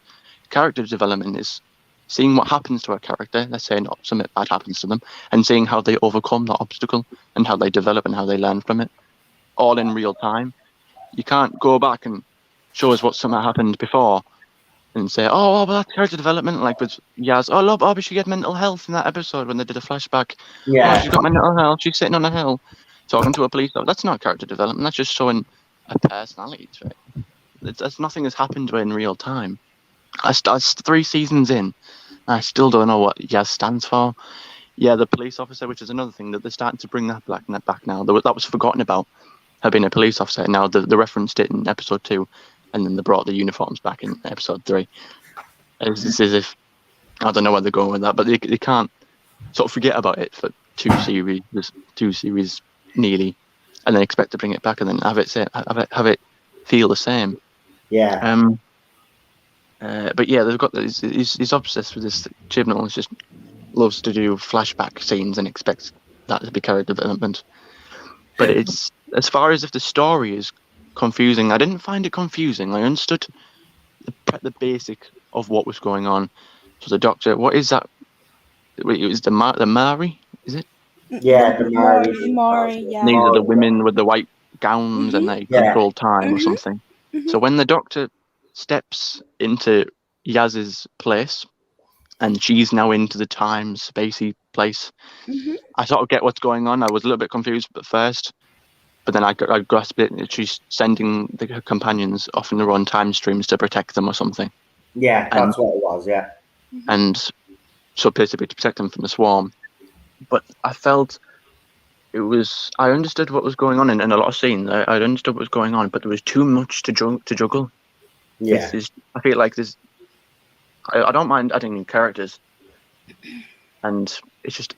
It's... And the thing then, is with Chibnall, you the thing know, is with Chibnall at the minute, he's angels in the Yaz's for no apparent purpose other than to set up episode 4. It was like you could have taken the weeping angels out completely and it wouldn't change the thing. Exactly, that's how I felt about Belle, really. Like, if she wasn't there, I felt like... Obviously, I know at the end, the big reveal, yeah, she's searching for Vinda. But like halfway through, I'm thinking, who is she and why is she there? She doesn't seem to be impacting the rest of the characters all too well. I just feel like a lot of characters, and that woman you mentioned, that the old woman that is sort of saying that the Doctor was behind. I completely forgot she was part of the episode until you mentioned it just a few minutes ago. Yeah. That's the thing. There's too many characters, and it's juggling. This isn't the Avengers. This isn't Infinity War. Chibnall can't multitask all these characters. He's not that competent. There's too many characters, and I'm trying to. Although I understand them, and I understand what's going on, but when you're throwing it all together and you're mashing it up like it's a jigsaw, so that's what it is. It's a jigsaw puzzle. There's too many pieces, and I'm trying to fit them together. I'm trying to make sense of it in my head in real time watching it. But then something else would happen, and now Yaz has sat there on the couch playing video games, and now Dan sat there walking in one scene. Now he's up somewhere else. It's like I love TV shows that make you think, and that's why I love Doctor Who so much. You have to be a certain type of person to enjoy Doctor Who, because it is a thinking show, and it's a show where you watch an episode and you go away from it and you're thinking, oh wow, yeah, and it leaves you thinking, but in a good way. This leaves me thinking in a bad way because I'm going away from it, thinking, okay, wow, okay, why was that there, and why did that happen, and why is that linked with this? And it's like you can't enjoy it if you're spending too much time thinking about something. You can't appreciate it. Well, depending on the context, but Infinity Ball, more like, yeah, well said, Lee. But what else? I just think, obviously, we know that Belle will be returning in the next episode, so hopefully we'll see more about her in there. But yeah, just stuff like, we look at Yaz. She's been around for 3 series now. Still don't know anything about her really, apart from she apparently has mental health, and her family hates her or something. No, not hates her, but she doesn't get on with her family all too well. That's another thing I've forgotten about. The TARDIS dying. What's going on with the TARDIS? That's even speaking as I'm speaking now, I'm remembering new things that I've forgotten about. There's way too much to juggle here, and it shouldn't be that confusing because there's 6 episodes here, split over a story. So it's all one story, and the 6 episodes. You'd think this would be very well paced. You think there's plenty of time. Each episode's like 50 minutes long, nearly an hour. So that's like nearly 6 hours, roughly, give or take. So it's way, way, way longer than the average movie. There's time here. There's like, the dog character that saves Dan. I forgot him. I've only just remembered him as well. There's too much, way, way too much to juggle, and I think it's affecting it in my enjoyment of it. Like I said, overall in series 13, I have liked it. To be fair, I can't lie. Just in general, see little things like that where too much characters and stuff and too much plot points that they're trying to juggle simultaneously. Stuff like that I feel like ruins it slightly. But overall, from series 11 and series 12, there has been an improvement, even in the Doctor's personality. Now, usually I'd find Jodie annoying when she has those little one-liners. Now, I watched in the 2nd episode where she says, that woman, I can't remember her name, but she's an historical person. And she says, you can't be a doctor. That's a man's term. And she said, it's fluid. And now everyone got a little bit hent up about that because everyone sort of assumed that maybe the doctor meant, or the doctor, like herself, is gender fluid. But I took that scene as the doctor talking about the term doctor, the rank or the title, rather than actually her. But yeah. That's how I don't know. That's just I watched Bottle's Trick stream on it, and him and Jay were debating. I just thought when I watched it that I thought the whole it's fluid was more talking about the title Doctor than the actual Doctor. But what else is there to say? I try not to talk too much because I know Psychic has been waiting a long, long time. But I think I'm enjoying it a lot more than I thought I would be. I always do with every season anyway. Every season, I always go, right, I know the last one wasn't very good, but I'm going to approach this with fresh eyes, like I think a lot of us have. And, I think you as well know. Although we all have our opinions on what we've seen so far, we give it the benefit of the doubt. And I'm sort of lucky. I'm sort of glad that I have, because I have enjoyed this one a lot more. Oh, there you go. That was what I was going to talk about. The Doctor, usually I find her annoying, but not now. I feel like she's, maybe this is just me, but I feel for some reason that she's slightly toned down in this one. She's a lot more She's a lot more emotional in this one. Before, she was just some bland character walking around saying lines. But I feel like there's a lot more at stake here. She's not allowed to just sort of go round happy, go yay. Look at me, I'm the first female doctor. Aren't I so great? There's a universal catastrophe going around with the Flux. So I feel like that forces her character to realise, right, okay, something's really bad's going down here. And I like the confrontation that she has with Yaz. It feels realistic to me. I like the emotion. The Doctor is quite an emotional character. She. See, I say he because you can't blame me for saying he. He's been a bloody male for 50 odd years. He's only been a woman for 5 minutes. But I feel like I like that. I like they did it in, what was it, the Revolution of the Daleks, where I think it was, where Jodie was sort of sat on the floor and she was all doom and gloom and she had her head down and she was all sad about being the Tardis child, and she sort of snaps at her companion and says, "You don't know the first thing about me. You don't know nothing about me." And Ryan and Graham, and Yaz are like, "Yeah, we do know you are, Doctor." And I'm sat there as a viewer, I'm thinking, "No, you don't. You don't know. You really don't know the first. Jodie's actually right here. I'm actually agreeing with Jodie. You do not know the first thing about her. You've only known her for a couple of minutes. You only know from what the Doctor shows you. The Doctor has fought in wars, the Time War. The Doctor's gone through thousands of years of pain and hurt, and probably loads more than you could have even possibly imagined." So that annoyed me, but I liked it again in this scene, when she tells, "No, yes, get in the TARDIS." And I love the reaction of people on Twitter when they don't like it, because they want the Doctor and has to be a perfect, lovely couple, which baffles me. I don't know where this whole Thasman comes from. Sorry, you. I'm sorry, I said what? What was their reaction? Yeah, people on Twitter, the J-bots are not happy because the Doctor is being nasty to Yaz, giving out to her, telling her to But there's been a lot of reaction to that. They're not happy right now at the moment because they were hoping the two of them would sit there in the TARDIS. But it ain't happening. It ain't happening. It's not going to happen. So they can get that idea out of their heads. I'd actually even go one further. You can leave now because it's not going to happen. So why don't you not wait for the last 3 episodes and the specials to finish before you jump off? Why not jump off now? Because she's actually going to get you a wish. She ain't having hanky-panky with Yaz in the TARDIS. Even though Chris Chibnall did put a double bed in the first episode, it ain't happening, right? So move on. Get out of the fandom and don't come back. Yeah. They're also upset because he's going to keep being nasty to Yaz, and that's what I like. I do agree. I like the way she is more emotional. I agree with you, Cinnamon Toast. I've said this. He seems to be playing at our strengths, but the writing is still so bad that it doesn't matter if you play it to our strengths. Chris Chibnall just can't character develop, and he can't write sci-fi, and again, it shows. Yeah, exactly. I couldn't have put that better myself. I'm also angry because, anything that shows Yaz in a less than perfect light, making her, the absolute perfect, bestest ever companion is a no-no. Anything that shows any sort of negativity between the Doctor and Yaz, that's a no-no, because they have this rose-colored relationship where they're supposed to be perfect, as if the Doctor is not allowed to have an emotional outburst.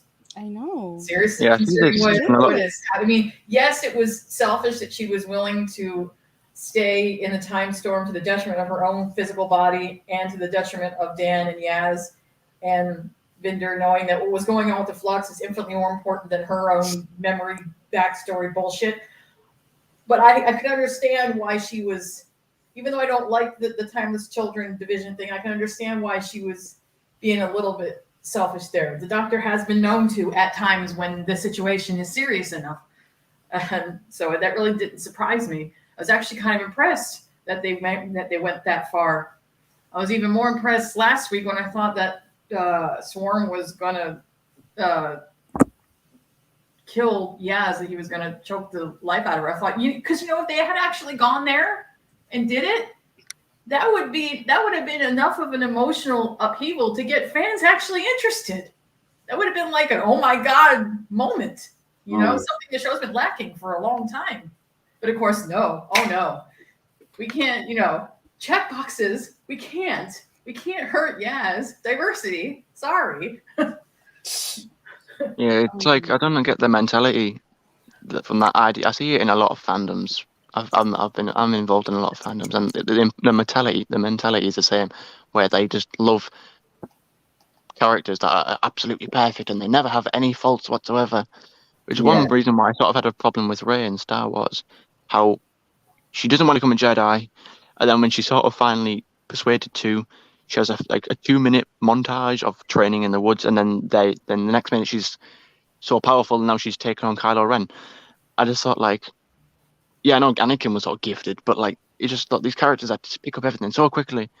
Like having characters, Stan Lee, obviously who's at Marvel who wrote all the comics and stuff. He said it best. He once said that characters who have flaws, of difficulties and obstacles to overcome are usually the best because they're relatable. We like complex characters as consumers. We like characters that have hard times but then overcome them. If everyone's perfect all the time, then it's going to be boring. Psychic Beaks, do you want to add your thoughts to this Well, episode? I don't know where to start. Start at the very beginning. At the beginning, yes. Place to start. I don't have that much positive to say about it, to be honest. I like Dan. I think he's good. He's funny. I called him an idiot on the stream yesterday, and I think that was actually the wrong word. But I felt like at first they were making him out to be, well, a bit dumb, I suppose. I don't know. Giving him his wok and all that. And I just thought, all right, okay, is this you making a man look stupid again? But I don't know. He seems to be definitely getting there. I liked, is it Belle? Is that her name? Belle, yeah. Yeah, she's all right. I thought it was cool she took out all those Cybermen. I was so disappointed. The Cybermen were in it for about 4 minutes. I thought it was a Cyberman episode. I was like, wow, yes, I love the Cybermen. But no, that was a bit short-lived, really, wasn't it? Yeah, I don't know. I thought that episode was actually dreadful. I really didn't like it. I thought the one before it, the Sontaran one, that was definitely better. It was better. But I still don't think that or the first episode was good at all. I think because the previous two series were so bad, the slightest improvement, people were starting to go, oh, wow, look, it's good. But I don't personally think it's good still. I think it's really bad. Jodie is the worst Doctor ever. I don't want to just sound like a bit of a Debbie Downer about it all, but I really don't like it, you know.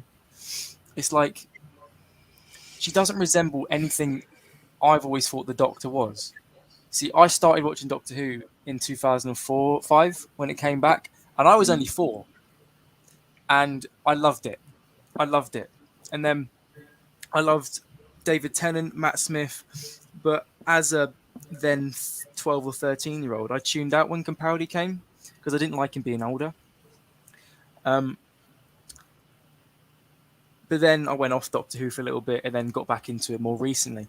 And I think Capaldi is absolutely fantastic. I think he's so good, isn't he? He's the way, like that speech in is it the Zygon inversion or invasion or something? It just gives me goosebumps. Yes. And Jodie has not done anything like that at all. It is really bad. I thought the whole episode was a convoluted mess, and I couldn't follow it at all. I had no idea what was going on at all. I watched it with my two friends, Jimmy and Joe, and both of them had no idea. And Joe's like the smartest person I know, and he was like, I don't know what's happening. I'm like, neither do I, mate. Neither do I. So I don't have a crazy lot to say on it, except for massive disappointment. Vinda, they made out like Vinda was going to be this massive, amazing character, and I watched the Rabbi a lot, and he says Vinda could be played by anyone, and I really agree with him. He's not that special, is he? He's like, oh my god, this guy from Game of Thrones, wow, and oh okay, he's done nothing. So yeah, I don't know. It's. I must admit, I didn't watch properly the past two series. I tried to. I tried to watch series 11 only earlier this year. I tried to rewatch it all because I hadn't seen it at all. Because it was earlier this year that my Doctor Who obsession came back massively, and I rewatched everything. And I thought it was awful. I've tried to watch most episodes, and I couldn't get really very far in them.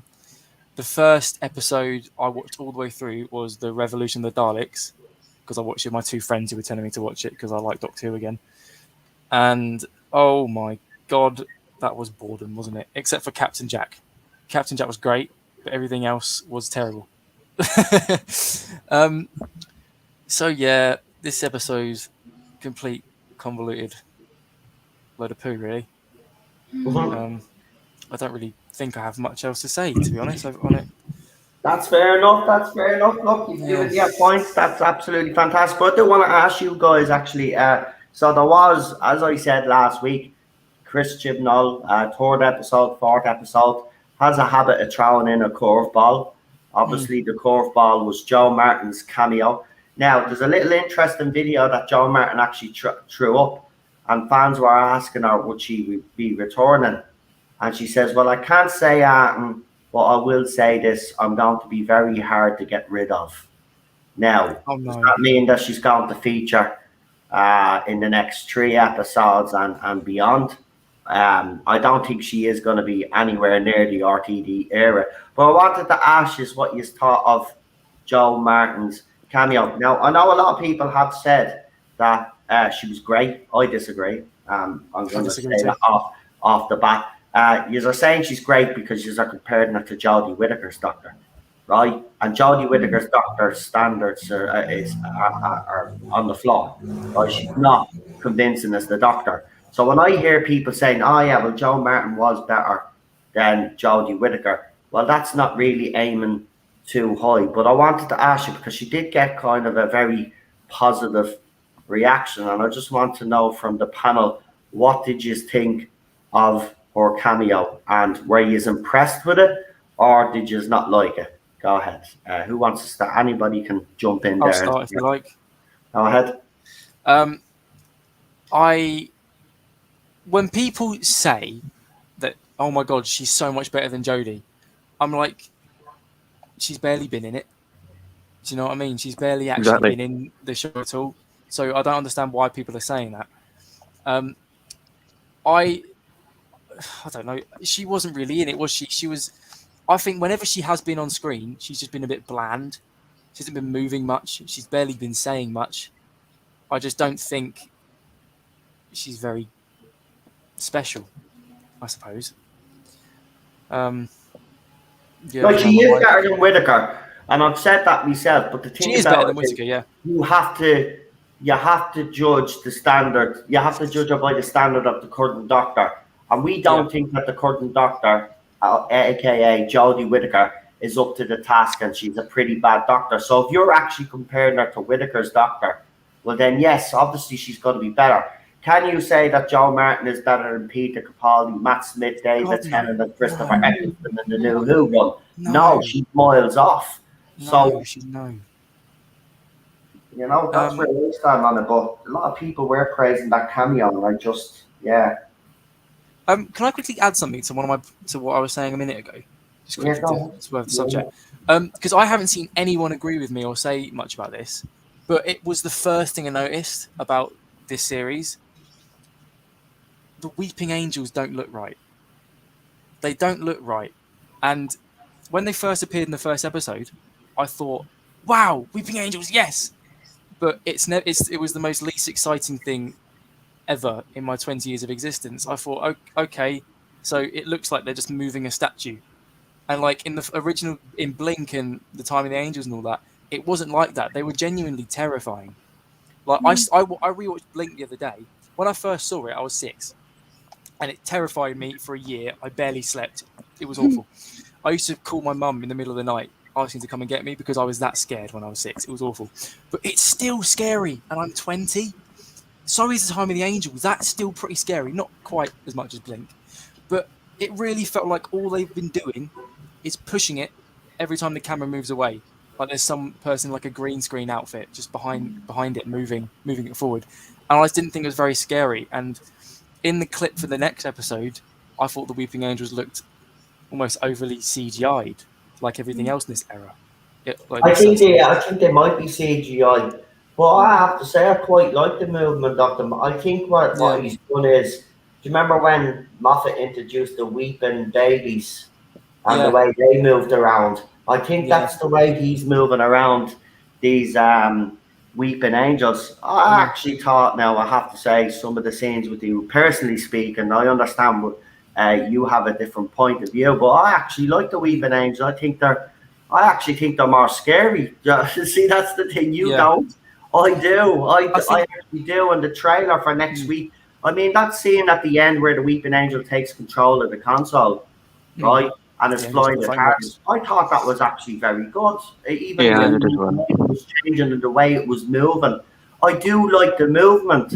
I do, I have to say. Now, you could be right. Next week we could watch this and it could end up being a shit show. But another thing I have noticed about the trailers, and this has to be said, a lot of people were saying they were very disappointed that there wasn't enough of the Cybermen in this week's episode. My worry is that because every trailer has been misleading, let's be honest, it has actually been misleading, that this trailer for the next episode could be misleading and we will hardly have any Weeping Angels in this actual episode coming up. That's my gripe with it.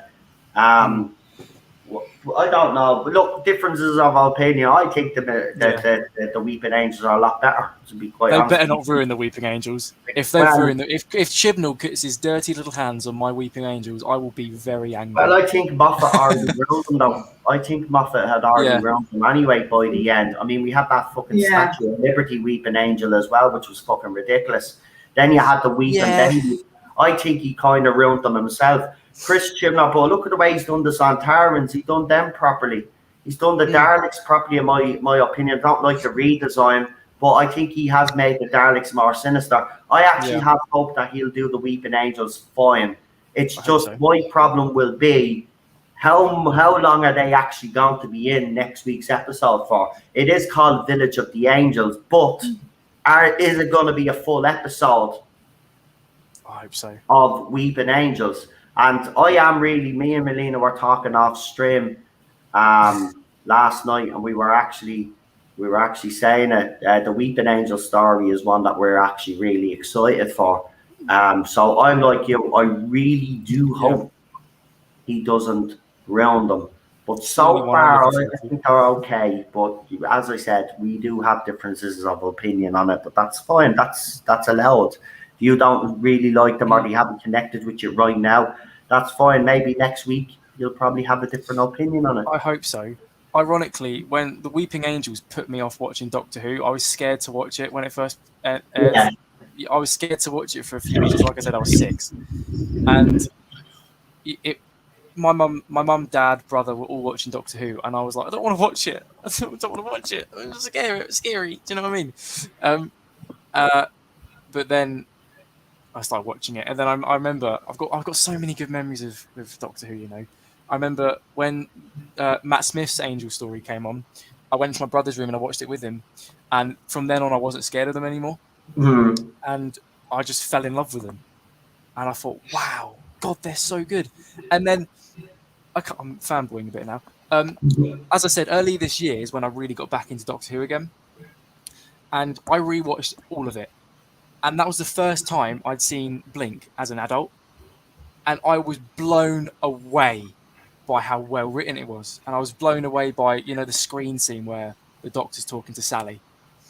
And I forgot what the other bloke's name is, but he's writing down the text. The Doctor's got the transcript, what they're writing, and he knows what they're going to say, and he's replying. Yeah, it was absolutely amazing. It really was. That is a good scene, yeah. And that is the show we haven't got anymore.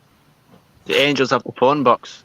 If you think about it, at the end of the last episode, the Angel storms in Jodie's TARDIS, and now the Angels got all of got control of the TARDIS. That was what was going through my head. The Angels have the phone box. Yeah, I've seen a lot on yeah. Twitter. And therein lies the problem. I don't have an issue with the way that the angels look. I think they look fine. My problem is with what the angels can and cannot do. Uh, the way Moffat originally approached the angels in Blink was perfect. I mean, it was simple what they Yeah. could do and what they couldn't do, but it was scary and it was suspenseful, and he didn't need to load them down with a bunch of bullshit to take you out of the story and make you less scared of them. And then when his era came and he started adding on more things they could do, like any statue can be an angel, and then like you said, the Statue of Liberty, and then if it's on videotape, the same thing or whatever. He started loading them down with so much more abilities. It's like what happened with the Nightmare on Elm Street movies. The first film, like the first three films, were great because they kept it simple and they kept it self-contained in that storyline. And then after that, just kept adding more shit to it, and Freddy got less scary and just more stupid. And Yeah. that's what the Angels have started to become: less scary and just more ridiculous. Yeah, this is where I think Chris Chibnall could actually though. This is where I think his strength actually is in, because as I've mentioned, the Sontarans were a lot better. I didn't like them in the RTD era myself personally. And as I said, I don't like the Dalek redesign, but he has made the Daleks more sinister. So I do when it comes to the Weeping Angels, I'm not as worried about what he'll do with them. It's just my worry is how much they're going to be in the story for, because a lot of these trailers have been very misdirected, and we were made to believe that the Cybermen were going to be in this week's episode quite a lot with the trailer that we got, and it turned out like what, you were in a 5 minute scene or something. So that'll be that's my only issue. I hope he doesn't do that with the Weeping Angels, because I really, really, really, like everybody else, love the Weeping Angels. Now I do think Blink is overrated. I think that Matt Smith two-parter. I know you brought it up, Wolf, and Stormy kept adding more onto it, but I did like the whole TV screen, them coming out of the TV screen and I adding did that like that, yeah. to them. It was when he started adding on the rest of all the other fucking stuff, then they became ridiculous. That was a nice little concept that he came up with, but Moffat, again, as usual, he's not happy. He has to keep adding, making them more complicated than they need to actually be. And this is why I think, yeah, so look, we will find out on Sunday. I just hope he doesn't let me down, because me and Melina are really excited, because I love the Weeping Angels. I really Oh, yeah. do. Oh, yeah. One of the best villains Still, that's I been feel like introduced. there needs to be some explanation as to how the angel just appeared in the TARDIS out of nowhere, and not just that, but the fact that the angel somehow managed to be able to pilot it on his own. Well, Like, what the fuck is that? I That doesn't make think any sense. I think I'm sorry to interrupt. I'm so sorry. It's just remember. Well, this is what I see it. So the Weeping Angels are they're I don't know how you phrase this. They're time. They're part of the time. They control time. Whatever, however you want to define that. The TARDIS is a living thing. It's not just a machine. It's a living thing. It's literally alive. And Jodie killed one. And yeah, exacto. And it's a time machine, and so I see it as the horse that the Weeping Angels can use, like they ride on. And also a point that I should say is that the TARDIS is practically dying, is getting weak. So it was easier for the Weeping Angels to control the Exactly. TARDIS. That's the way I see it. It was, oh, I won't lie, at first it was a what the fuck moment, because it happened so fast. And I was talking to PD Rich, and we we were talking about this, and it made sense. It's like, right, I forgot the TARDIS is a living thing. Even though it's dying, it's a living thing, because the TARDIS wouldn't allow it. she has ways of how do I say, when something is in danger, she has ways to kind of defend herself. She can do it, but I question is, how do the Weeping Angels know that? But whatever, I think everybody knows that. But that's the way I see it. They Yeah, I think the problem with that is that the reason why it's annoying fans is the fact, yeah, we know something's happening to the TARDIS, Mhm. but because Chris Chibnall is so bad with story development, he hasn't actually delved deeper into why the TARDIS. Like, she got the screwdriver, she analysed it in that scene, and that was the last time that was mentioned about the TARDIS and stuff happening to the TARDIS. Now, we do know that Jodie Whittaker's doctor knows a bit, there's something more going on with the TARDIS, because she refuses to say, because Yaz even questions her what's going on, and she dismisses her. But that's the problem. I don't have a problem with that scene, because yes, the TARDIS is dying, so the TARDIS would be weaker, and that's why the Weeping Angels are getting got into the TARDIS. But the fact that he hasn't explained it properly, I can understand why some fans out there are kind of like, oh, not again. Look, someone's got into the TARDIS again and it hasn't been explained properly. And I can get that. That's his problem. He hasn't explained it properly. But we do know that something is happening to the TARDIS. There's black goo coming out of the pillars. So the TARDIS is definitely, there's something definitely going on with the TARDIS. So the TARDIS is weaker. It's just he's so weak at writing that he's not explaining these things properly. But I did love that end scene. I'm sorry, that blew me away personally. I was even on me live watch along. Holy shit! The Weeping Angels are in the TARDIS. They're taking over the console. They're piling in the TARDIS. That bleeding. That seriously, that actually blew me away. I wasn't expecting that. I wasn't expecting that. But it better not just be Weeping Angels are in it for 5 minutes next week and then that's it. Because I'll be rightly pissed. You don't disrespect the Weeping Angels anyway. No way. Mm, yeah, it's just well, I I won't lie that I am actually, and maybe a lot of people will disagree with me. I am actually looking forward to next episode. I am, and I'm trying to savor this moment of being excited, but there is a part of me that I'm actually worried. Is the same way that Noel has been saying that there might be not even on much in the next episode, even if it's called titled Village of the Weeping Angels. But Yeah. my problem, this is the my problem with all this with Chibnall. And you see the teaser, I like the teaser actually. The teaser trailer went before this, for before the series 13 started. I liked it. Was it going to deliver in the series? Because I see it as a way, like, Chibnall gives you this beautiful box, this absolutely beautiful box with such a lovely bow, and he gives it to you and hands it to you, and you see this box and you say, "Oh my God, I get hermoso! It's so beautiful." You have this little bow, and you see the little beautiful designs in the box, and then when you open the box, what you see is just shit. You see flies, you see maggots. That's Mm. it. That, to me, that's what it feels like when they show you um previews or promotional pictures or teasers.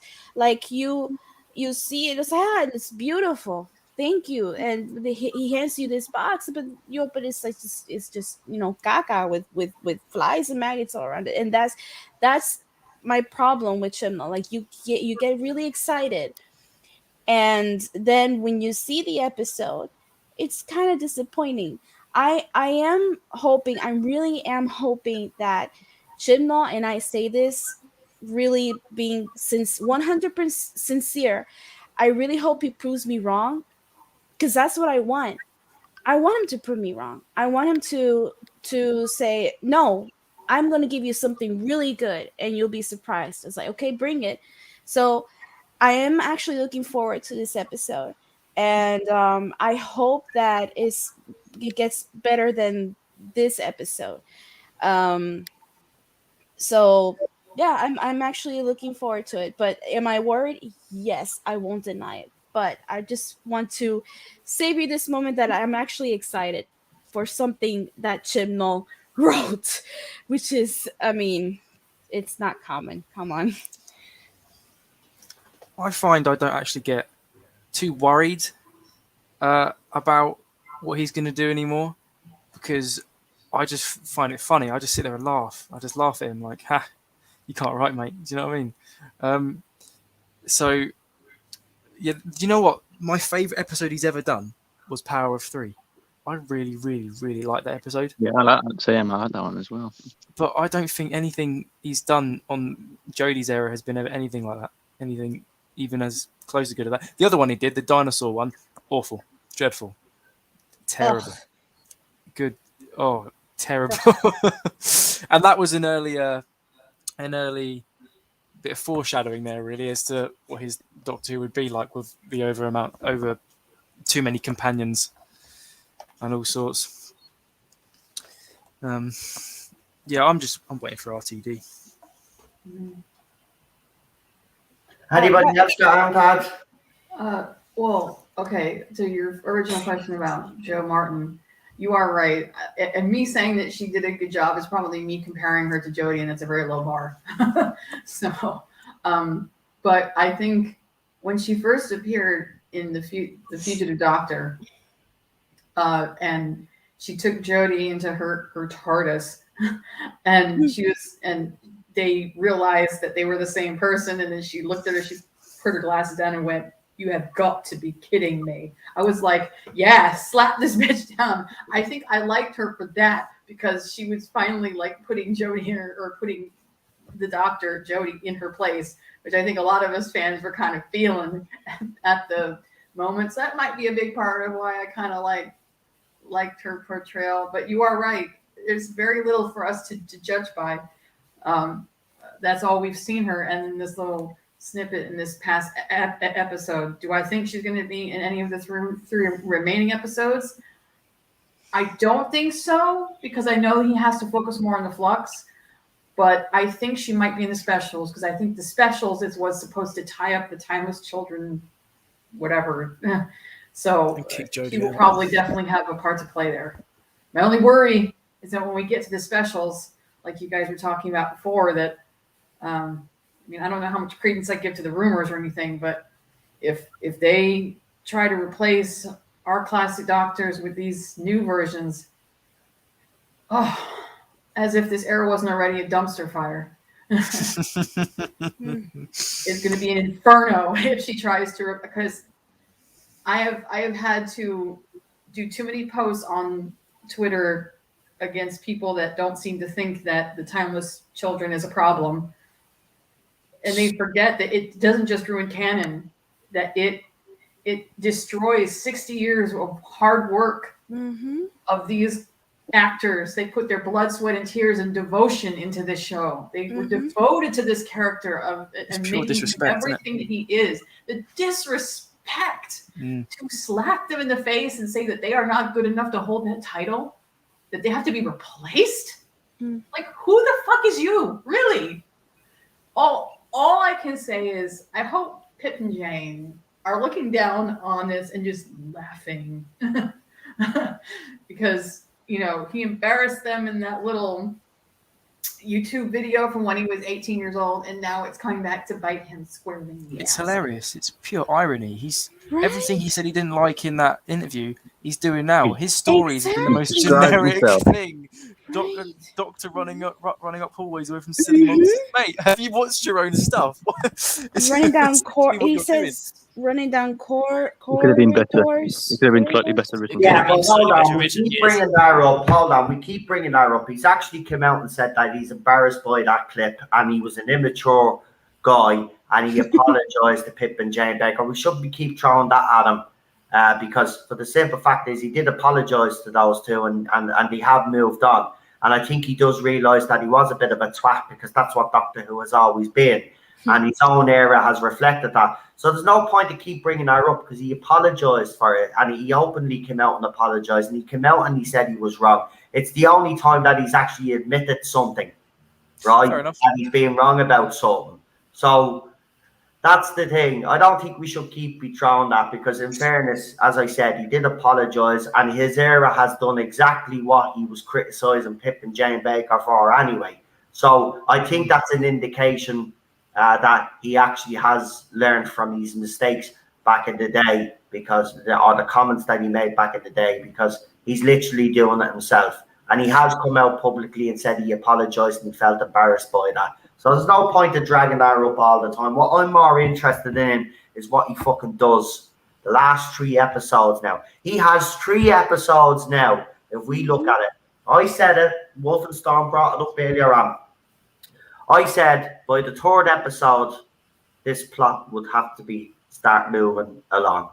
Right now, it's not moving at the pace that I think it should be moving. So now that gives him a window of opportunity. He's got 3 more episodes this series, unless he is dragging this out in the specials, but I don't think he will. So he's got 3 episodes now to pull all of these threads together that he's introduced, all these characters, develop them, and give us some sort of indication what's going on. By the end of the last episode, we should know everything, right? That's what I expect.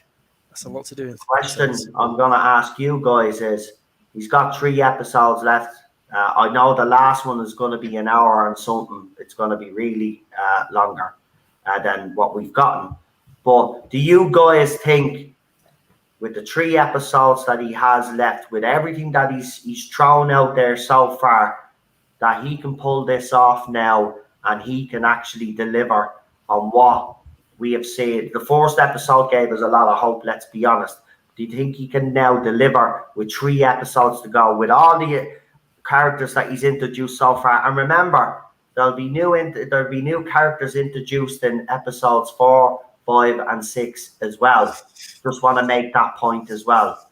So do you think he can actually pull this off, or is this going to be another complete mess and failure from Chris Chibnall? Because let's be honest, we've all said that this is an improvement on series 11 and 12, which it is, and nobody can deny that. It is more entertaining than that, and he's given us in the last 5 years. But can he deliver? That's the question. So I'll ask you guys on the panel there, do you think he can deliver? Some people said it already in the chat. No, they don't think he can deliver. Do you guys think he can deliver? Melina, we'll start with you first. Can Chris Chibnall deliver, or is it more hope than anything else with you? That's the way I'll frame the question, actually. Ay, Dios mío. The question. That's a good question. And I actually don't know how to answer that, because going back to the analogy of the box, he I don't know. I don't think so. I really don't. But I will say that I want him to prove me wrong.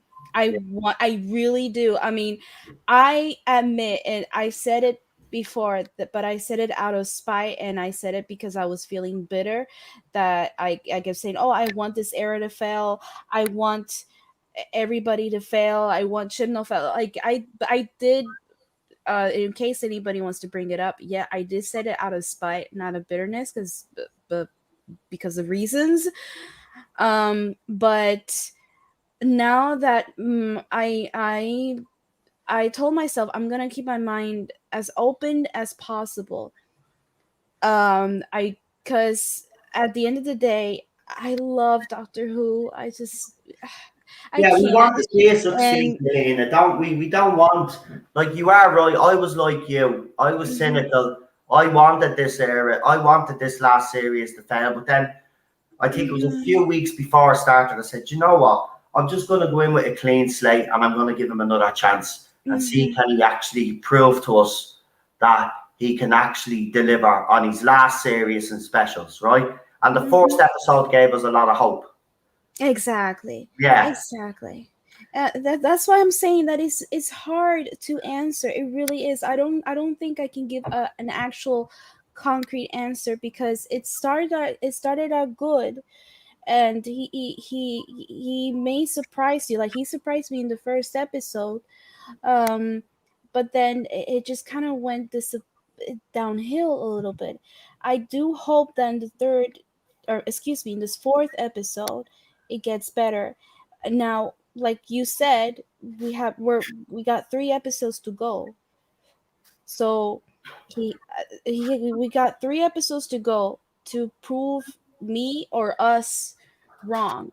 Yeah. So that's all. That's my thought on that. Wolfenstar, what do you reckon? Same Oh, question. She went to do the laundry. She said she'll Okay, be right right. back. So we'll go with one of the lads. We'll go with you, Psychic Beats. Go ahead. Oh, she's put the camera I'm on. here. I'm here. I'll do it real quick. You put your camera on. We got to see your watch in there. I haven't left yet, so I'll do this real quick. Right, well, I have to agree with what Milena said. It's kind of a mixed bag. I mean, I want, like the X-Files says, I want to believe. I want to believe. But Chip Mills certainly doesn't give us much to believe in. So I think that he will be able to tie up the plot because he has to. If he leaves too many loose ends, it's just going to piss more people off. But I don't think he's going to tie it up very well. I think it's going to be a crazy roller coaster to get to the end because he went from having 10 episodes to 8 and now 6. So he's had to throw everything, as much in as he possibly could to get this story told. And you could tell by the kitchen sink method of storytelling that he had a lot more story that he wanted to tell and not a lot of time to do it in. So he's throwing in as much as he can to get it all in there. And it's just, all it's wound up doing is convoluting things. So if by next week's or this coming week's episode, if that doesn't start moving plot along, by the time he gets to episode 6, it's going to be like a off the rails roller coaster going downhill trying to get to the very end. And whatever end we get is probably going to be, I mean, we'll get an end, but it won't be a very coherent one. There'll be whatever he could get done in the time that he has. So, low bar, I guess. yeah. Going in with, I think we're all willing them to succeed because we had 5 years of this rubbish, and we're just hoping because the first episode, as we said, did give us a little bit of hope. And I think now at this stage we're kind of all willing them to succeed because we want the show to be left in a healthier state for when RTD takes over. Anyway, that's a little bit of what's behind it as well. But he did give us something in the first episode that intrigued a lot of fans, including us. And I do want to be proven wrong. I think a lot of us, as Melina said, we do want to be proven wrong. We don't want to be sitting here. We've already been sitting here the last 5 years criticizing what he's done. And this is the first time that he's actually gave us something. There's something there. That's what I've said.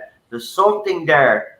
But he's right now, I think the plot has kind of stagnated a little bit and it needed to move a little bit more. Now, I did say about character development, we got Vinder character developed. But what about all the other characters as well?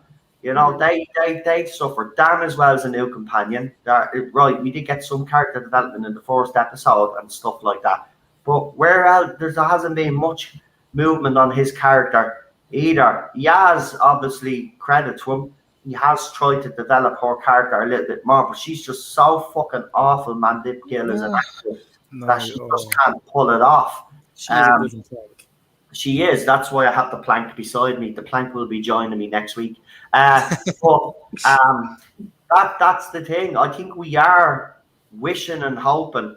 I just hope he can deliver. He's got 3 episodes. I think it's very hard now to try to do this, but if he pulls it off, fair dues to him. But what do the rest of the guys on the panel think? Wolfenstein, you do what you have to do, and then I'll be right back. All right. Yeah, because we're going to finish up shortly anyway, so I'll get the thoughts of everybody else on the panel. So, Psychic Beats, you can go next. What do you think? 3 episodes to go. Can he deliver? Can he actually pull this off? Pull all the threads together develop these characters further so we can get more invested in the characters, obviously. Do you think he can do it? I don't think so. I think 3 episodes is an awfully short time to do that, especially when we're already 3 episodes in. And, well, I'm still not 100% sure of what's actually happening. Right. I think he's probably going to do the typical Chibnall thing of tie it up in a really unneat bow in the last 10 minutes of episode 6.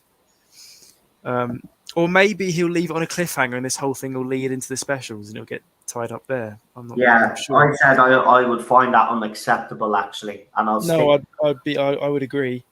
Because I want that to be about Jodie being kicked out of the TARDIS. Exactly. I do find it funny how the TARDIS, if the TARDIS is like, what's going on with it? It's dying or whatever it is. I do find it funny that it seems to hate Jodie as much as I do. So I relate to the TARDIS in that sense. Keeps kicking her out for a reason. That's why she got kicked out in the first episode, and she's going to get kicked out again because the TARDIS didn't like her either. But no, I don't think he can. I think he's I think it'll be better than the last 2 series, but I don't think that's saying much for me personally. That is, I think he'll rush it through. We'll get in halfway through episode 5. We'll be like, I'll probably still be like, I don't really know what's happening, and then at the end it'll be some uber super convenient thing that'll come along and happen. Oh, every save the day again. You know what I mean? Just something probably quite generic, I reckon. But I'm happy to be proved wrong. I don't know. I think we all are. That's the thing, isn't it? Like, we're not sitting here, we might be cynical and stuff like that, but we are. We don't mind if we're proven wrong. No, but we don't mind if we're proven wrong because we want this show to be good. That's the thing. We want this show to be good. We want it to succeed because we are fans. We want to enjoy Doctor Who. So I think, we've given a fair shake to Chris Chibnall this season in particular, but he's got 3 episodes now to pull this out of the bag, and I'm starting to, as I said, if the plot needed to kind of move at a pace. I said at episode 1, the plot hasn't kind of moved forward that much. It has moved a little bit, but not enough for me to kind of say, yeah, okay, we're halfway through, kind of have an idea what's going on now. Now let's get to the next 3 episodes now and see how he resolves this. Right now, we're still kind of guessing of what's going on. And the next 3 episodes will probably... Now, if he does drag this to the specials, it's an absolute joke. Absolute joke. That's all I'll say. Maybe it's the flux that kills Jodie or something. Who knows? Well, I think she's already dying. And I'll tell you why. Ooh. When she stepped into that storm, the time storm, I think, because remember, there was a line, if you stay in it, you're going to die. I think she has stayed in it too long, and I think she is dying. I think Jodie Whittaker's Doctor is already beginning the process, but we won't actually see it. Like what they did with Peter Capaldi, drag it out. They sort of did that with the 3rd Doctor as well, where you in an earlier story, when you got that Metabolus crystal, he got it from the planet and then came back. And then a few stories later, it was in the Time Warrior. That was it. In the Time Warrior, he goes to Metabolus 3, gets the crystal, comes back, gives it to Jo Grant for a wedding present, and then in Planet of the Spiders, in his final story, she sends the crystal back to him, and that means that he has to take it back, and then that sort of causes his regeneration. Episodes earlier, a bit of foreshadowing there. Yeah. Exactly. So I think he is I think she already is starting the process. That's my theory anyway. But there you go. Cinnamon, what do you think? Can he pull it off? Well, it's certainly possible. Whether he can do it is the $1 million question. But I don't know if this series is anything to go by. I suppose that is a sign. If you were to ask me after series 11 or 12, I'd probably say no. But I think if he has any sort of respect for himself or the show, I think he will want to go out with a big bang. I think he will want to do something big. But I agree with Psychics. I think he'll leave it to the last 5 minutes. I just got a feeling that he's going to drag everything out. He's going to make everything one big mess. He's going to throw all his toys at the pram, and then he's going to be told right at the end, right, now you got to clean it up. and you're going to do some big, I'm going to feel a probably unsatisfactory ending. But either it could be whether that ending comes in the specials or the end of Series 18. I don't know. I could be wrong, but there's a part of me that feels like he's going to drag it to the specials. I don't want it to. I don't think that'd be a good idea to just leave it on a cliffhanger like that. If you're going to do a story arc for a season, you wrap it up at the end of that season. You don't drag it over to the next season. That's not how good storyline works. It's like, what can I use as an example? Let's say if they took the whole cracking time thing about the Big Bang or from Series 5 and they carried that over to Series 7, that would just be awful. But yeah, I think everything has a time and place. So whether he wants to end it at the end of the season, hopefully he will. Whether I think he will, I'm not too sure. But for the last special, is the centenary the last episode? It is, isn't it? Yeah, it's a regeneration. Apparently, that was the last scene she filmed as well. So, the centenary is. Yeah. Oh, when is? Do we know when that is? October, is it October? Is the very late 2022. Yeah. Yeah. Oh, so we'll know who the 14th Doctor is at the end of that episode. We won't know who the 14th Doctor is until. Well, there's rumours it might be the centenary, but I doubt it. I don't even think we'll know who the 14th Doctor is in the 60th either. Can't say much, but don't think the Doctor is going to feature in the 60th. Maybe at the end of the 60th. But she, look, it's right now. He could. I don't know, man. I just want this to be over. To be quite honest, I want RTD's there at the start. This is the reason why I'm watching this, and and I have to say it is an improvement on the last two seasons. But for me, the way I'm looking at this, well, the countdown for RTD has officially begun, and we're 3 weeks closer now to RTD's second coming. So that's the way I try to look at it, be positive in that way. But what I will do, guys, is before we finish up, right, because we're going to finish up now shortly, I want to get you the ratings for this week's episode. And also, just to let you know, the AI has dropped again. That's it. This week. Apparently, it's broken another record. So I'm just going to go in real quickly. Breaking the wrong one. I'm just going to go in real quickly and have a look because Eddie put something up. So even though this is an improvement on the last two series, what's happened here is that a lot of fans after Series 12 that said that they weren't coming back have actually stuck to their word. And the ratings seem to be reflecting that. The AI, the overnights, and the consolidated figures so far are all down. Each of them are continuing the downward trend from each week that the show has been shown. So here we go. It's being updated. What is the AI? I'll tell you what the AI was for the first 2 weeks, and then so here we go. So the AI for the first episode was 76. It was 77 for the second episode. Now, interestingly enough, I'm looking here at episode 3, but it doesn't have the AI here. But some people are saying 75. So it's gone down from 77 last week to 2 points this week to 75, right? And as I said, the overnights have declined. It's gone from 4.43 million. Then the second week it was 3.96 million. Third week 3.76 million. The consolidated figures for the first episode were 5.69 million. Then for the second episode it was 5.2 million. And obviously we don't have the consolidated figures for the third episode yet. But again, the +4 screen, 5.9 in the 5.79 million in the first week.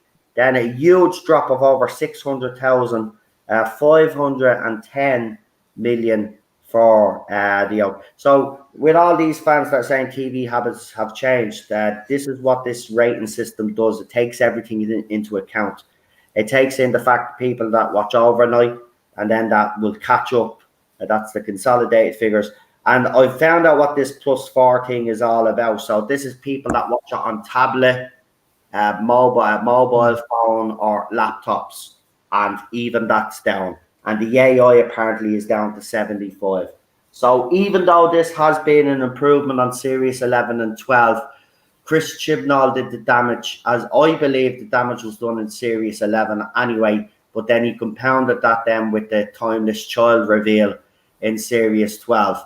So even if, and I've said this out straight, even if Chris Chibnall had actually wrote something decent, right, this season, and he has to a certain extent, but if it was better than what we want it to be, it's still decline in my opinion, because the I still Timeless don't. Child is the sticking point for a lot of people, and I just think people have had enough of this current era. So it doesn't matter how well it's actually going to do.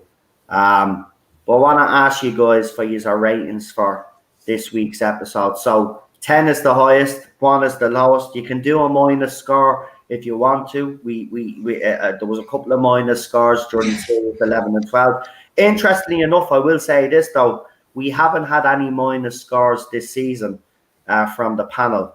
So we'll start with you, First Cinnamon Toast Crunch. What would you rate this week's episode out of 10? Probably a 7. I feel is probably an average fair number for me to assess it. Some good scenes. I can see where it was going, but I think I could see the point. I think the plot and the point was good. I think the execution was a little bit disappointing. Fantastic. Psychic Beats, what do you reckon? I'll probably give it like a 2.5. I reckon. I'm not into the story very much. I think the CGI was terrible. The Daleks, you see the Daleks, they had the wrong bit turning their heads. Yeah, I think it's probably the weakest one out of the 3. Okay, that's fair enough. That's fair enough. If yeah, okay. Melina? I'm gonna give it a 3 out of 10. I was not impressed. It was a really a huge letdown for me compared to the first episode that I watched. That I was expecting to get better and better. Was the character development is my main issue, and obviously the way how he executes the story, the plot. It was a letdown. I'm very disappointing. So yeah, I'll give it a 3 out of 10. Fantastic. Lee Halford, just before I get to the rest, he says he hasn't known. You've just lowered the bar. I haven't lowered the bar. As I said, I'm going to compare this particular series to the first 2 series that he delivered. I'm not even thinking about Moffat's era or RTD's era when I'm rating this. I said I was going to compare it to the last 2 seasons that he gave us. So no, I haven't lowered the bar, and no, I'm not desperate to like it. I have genuinely liked some stuff in it, like a lot of the panel have said. But I certainly haven't lowered the bar, because if you've been watching the live streams, I've even said that even though there are some good elements in it, it's very inconsistent. I haven't lowered the bar. Sorry, but I just wanted to address that, because I haven't lowered the bar. As I said, when a few weeks before we started the review, and you've been watching me a long time, you even heard me say that when I was judging this particular series of Doctor Who, I was going to compare it to what what Chris Chibnall had delivered in his first 2 series. And for me, this is the best work that he's done on Doctor Who. And as I said, and I've said this several times, if you compare it to the RTD and Stephen Moffat eras, is it anywhere close to them? No. But I'm not judging it by those 2 last showrunners. I'm Exactly, because it'd be unfair.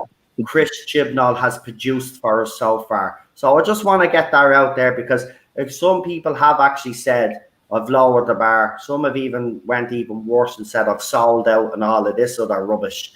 I haven't lowered the bar, right? What I've done is I've decided just to judge it on what he's given us so far, and judge it against that, right? He's never anywhere near Stephen Moffat, and he's certainly not anywhere near the great RTD.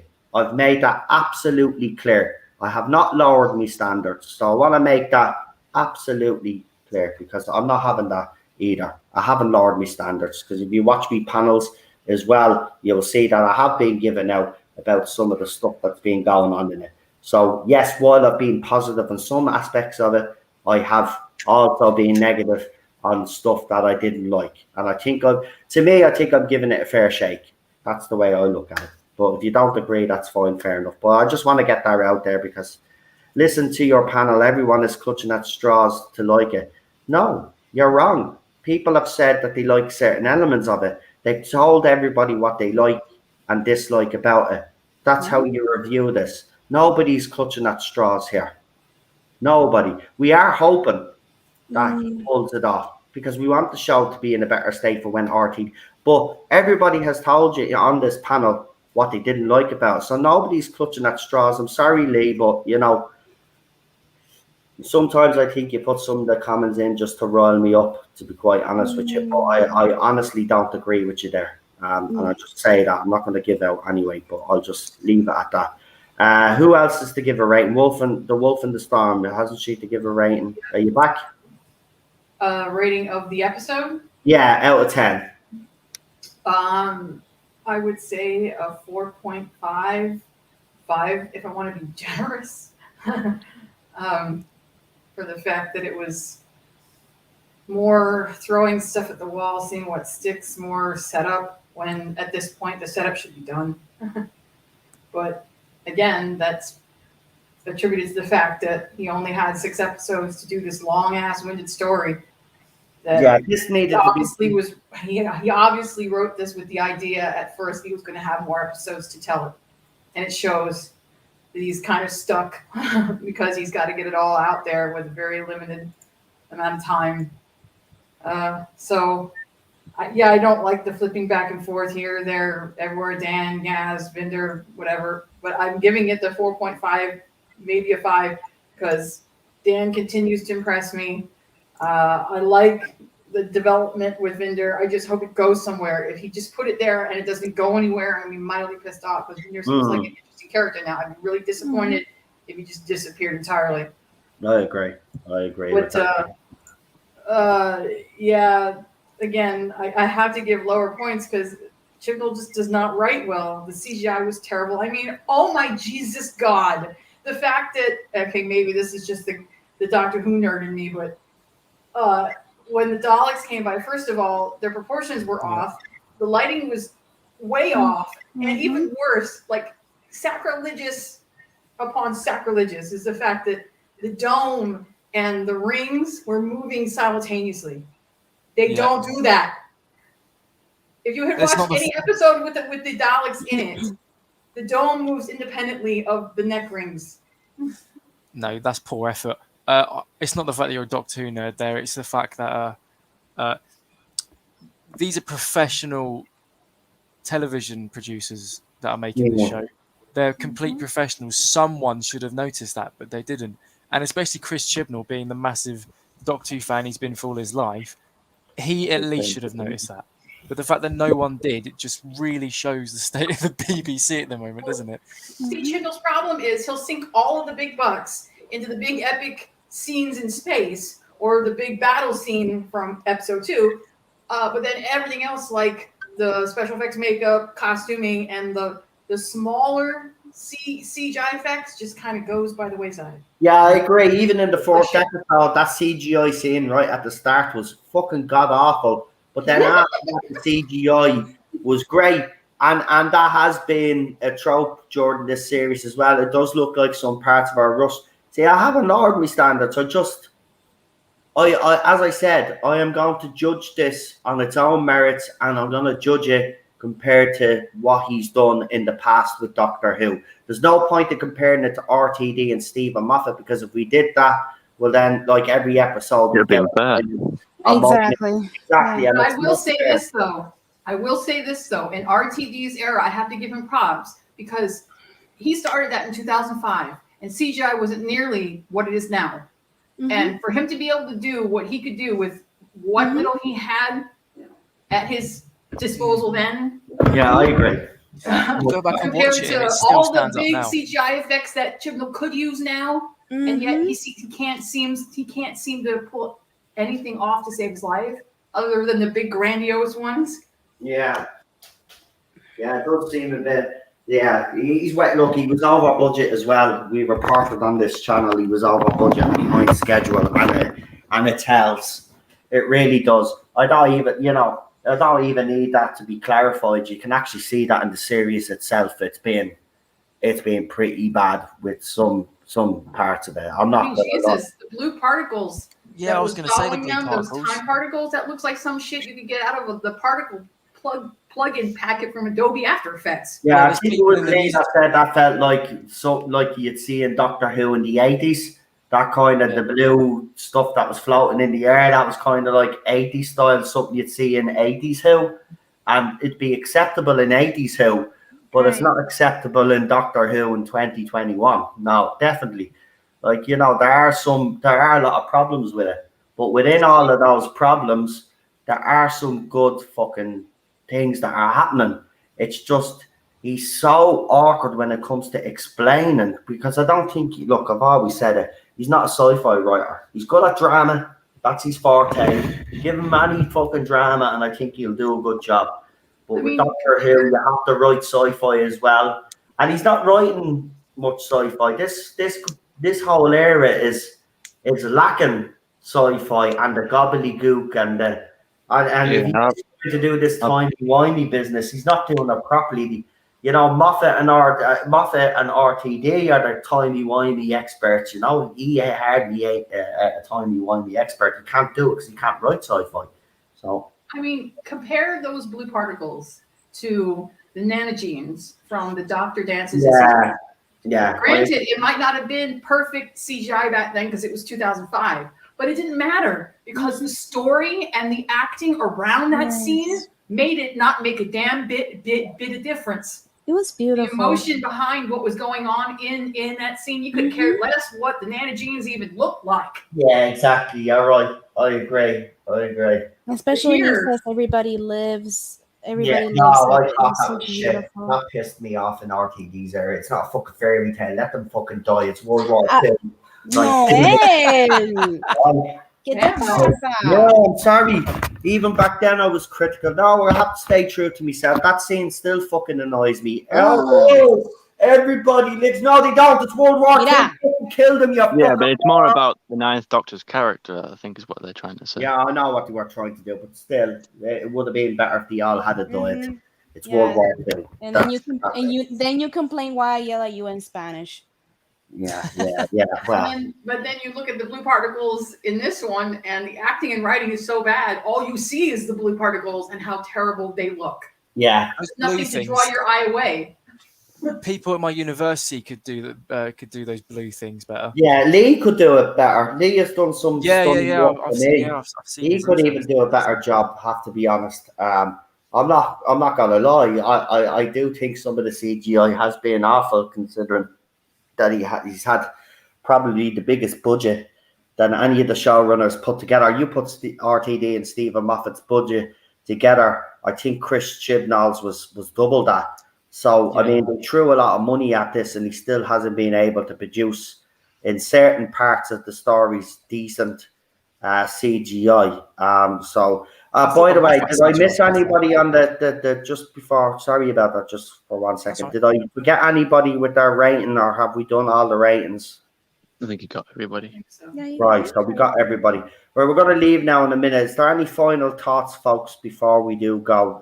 Because we're hitting the 2 hour 40 mark. I try to keep these as, I I want have to a get final off. thought. What the fuck was that thing that Belle kept talking to? That emoji fucking thing. What the fuck was that thing? Yeah. I Tamagotchi. was trying to figure out the hell what she was talking to. Do you know what it reminded me of? It reminded me of Peter Capaldi's episode with the Yeah, emoji. smile. Yeah, Smile, yeah. yeah. So I was like, did she just come from the emoji planet or something? So maybe it's kind of the same sort of technology. I'm just putting that out there because they look quite similar. It's a bit continuity, maybe. I don't know, but again, But I mean, here she is recording her thoughts into this thing.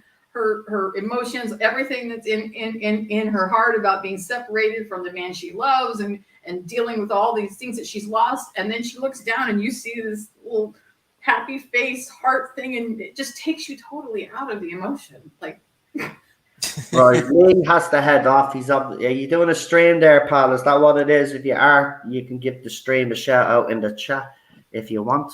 Go ahead. But Lee is off. There's a couple of more people going as well. I just want to say thank you, firstly, to all the guests that come on, especially Psychic Beats, as it's his first time on the channel. It was great to actually have you on. You know, I do like. You mightn't think it's a risk bringing new people on, but if you've had the 5 years that I've had, it is a bit of a risk bringing new people on. But I'm so glad that you did come on and give your points of view. We do this every Tuesday, by the way. So if you want to come on again next week's, there's no problem there. Yeah, man. I've been watching them the whole time anyway. I've been fantastic. Be good to see it. Be good to see it again. But I want to thank the Wolf and the Storm for joining me. It's been a long time, but nice to see you again. Cinnamon Toast Crunch, thank you for coming on. And of course, Melina. Me and Melina, I'm going to give out to you later. Yeah, she's going to be giving out to me later on if we're playing Fortnite. And the wife has given her permission, so I can't really say that. But yeah. Love you, Cheryl. Yeah. She's not listening because she hasn't watched the episode, so she doesn't want any spoilers, so she didn't hear you there. But I will tell her that you said. But she knows. I know she knows. Yeah, I know. Yeah. He's both wind up merchants. By the way, I want to say something. Thank you, Psychic Beat, for making me feel extremely old. You said that you were watching Doctor Who when you were 4 years old. I was, yeah. You know, I was at the university when I started watching. So thank you for making me feel like really old. Thank you. Well, yeah, I'm 20. I'm 20. She is about 60 anyway, so like, you know. No. That's mentally, I'm 35. It's okay. I'm like, out of everyone I know, I'm mentally the oldest person. I don't go out drinking and clubbing. I sit at home with my cup of tea and I watch Doctor Who. I'm completely different. Good man. That's the way. It's a great lifestyle. Even me as a 19-year-old, I still feel like Who because it's supposed to be escapism, and exactly. You know. When RT, look, the GOAT is coming back, so don't worry about this. This mess will soon be over. I hope he goes back to like the formula. I would love to have a male doctor with some great story, a really, really, really good, strong female companion, and just have it back to how it always was. Exactly. That's just it. Oh, I watched David Tennant and Matt Smith, and sometimes I get a tear in my eye from just how good it is. I know it is unbelievably good. We've been doing new Who watch-alongs now.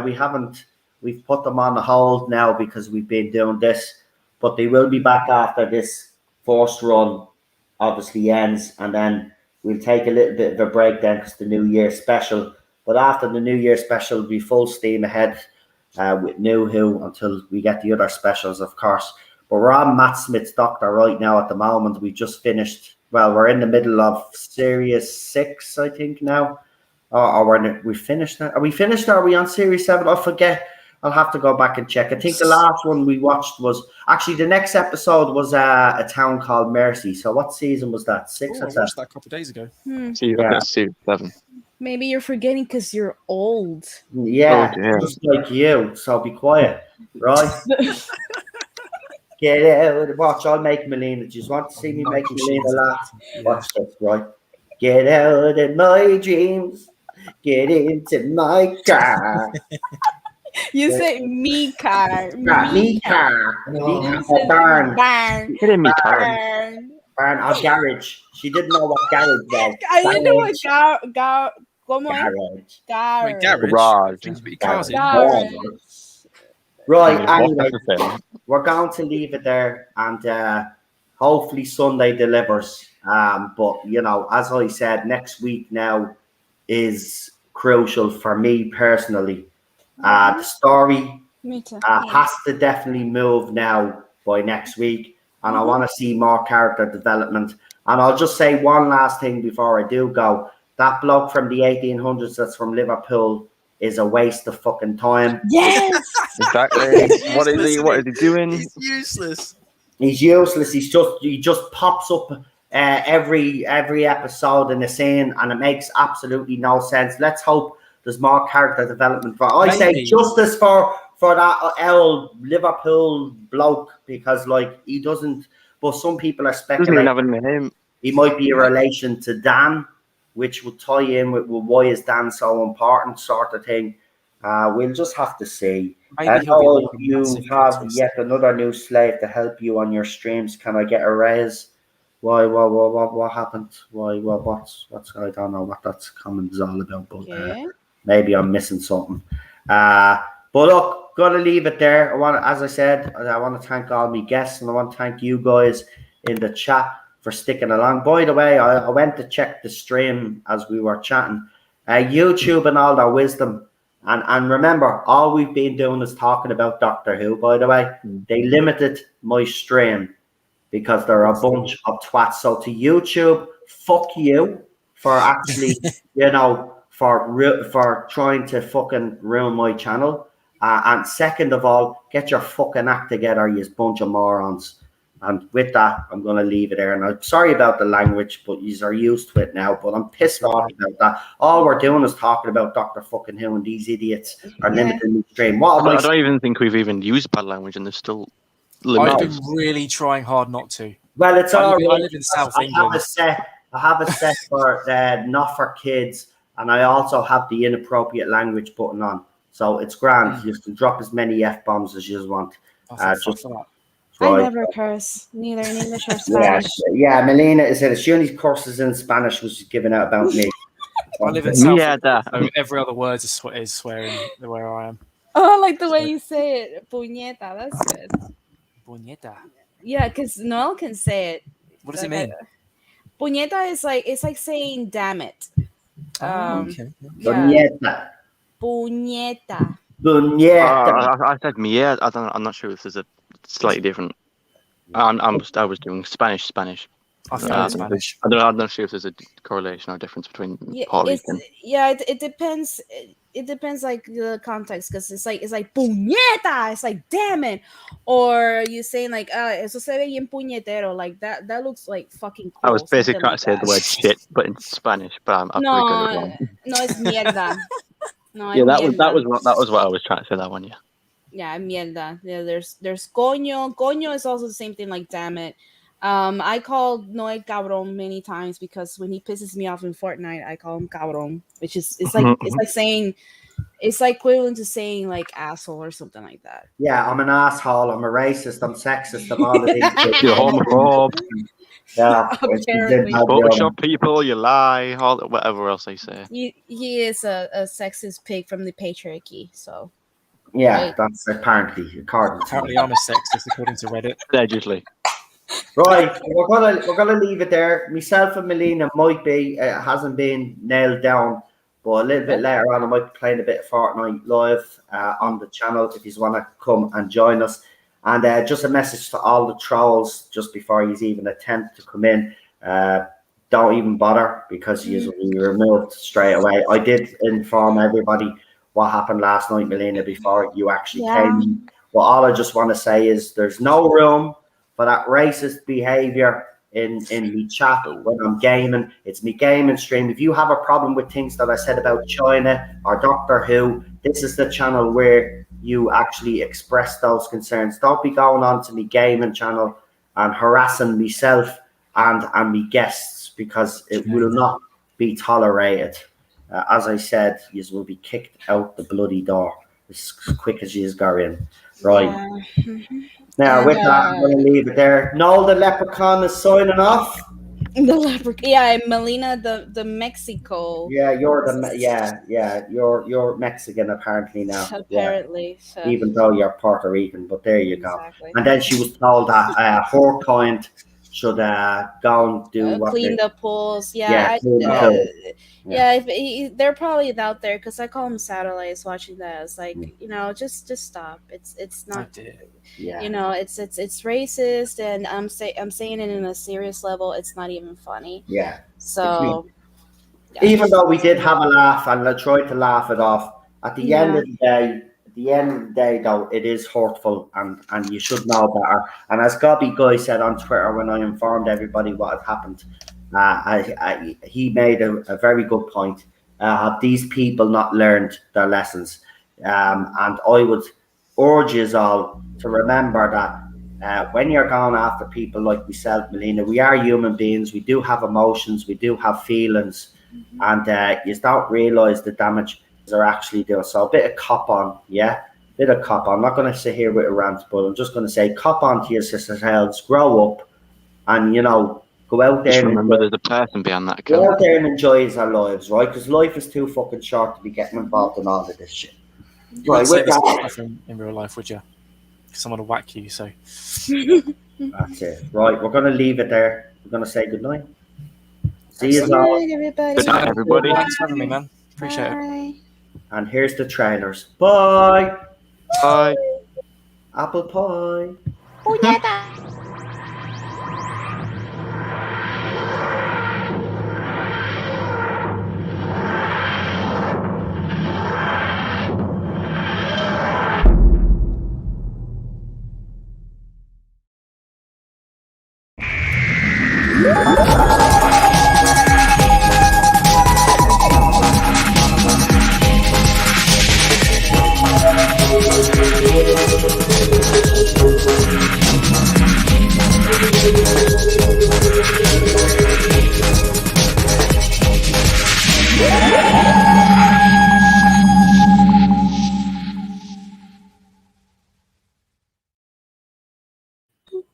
Oh, You had to sneak that in. hold on, we're still live. We're still live. Hold on now. We're still live. Don't say anything that you shouldn't be saying. We're still live. I just want to say one more thing to RTD out there. If you're listening, if you're watching, buddy, this is who we would like to be the 14th Doctor. These titles were created by Lee, Problem Being. Go and check out his channel, Aldred Audio Visual. And this is some of the great work that Lee puts together. Maybe Chris Chibnall should have hired Lee to do his CGI for his series. But I'll leave you with these titles. I'll say goodnight. Enjoy your week. Stay safe. Look after yourselves. And we will see you soon.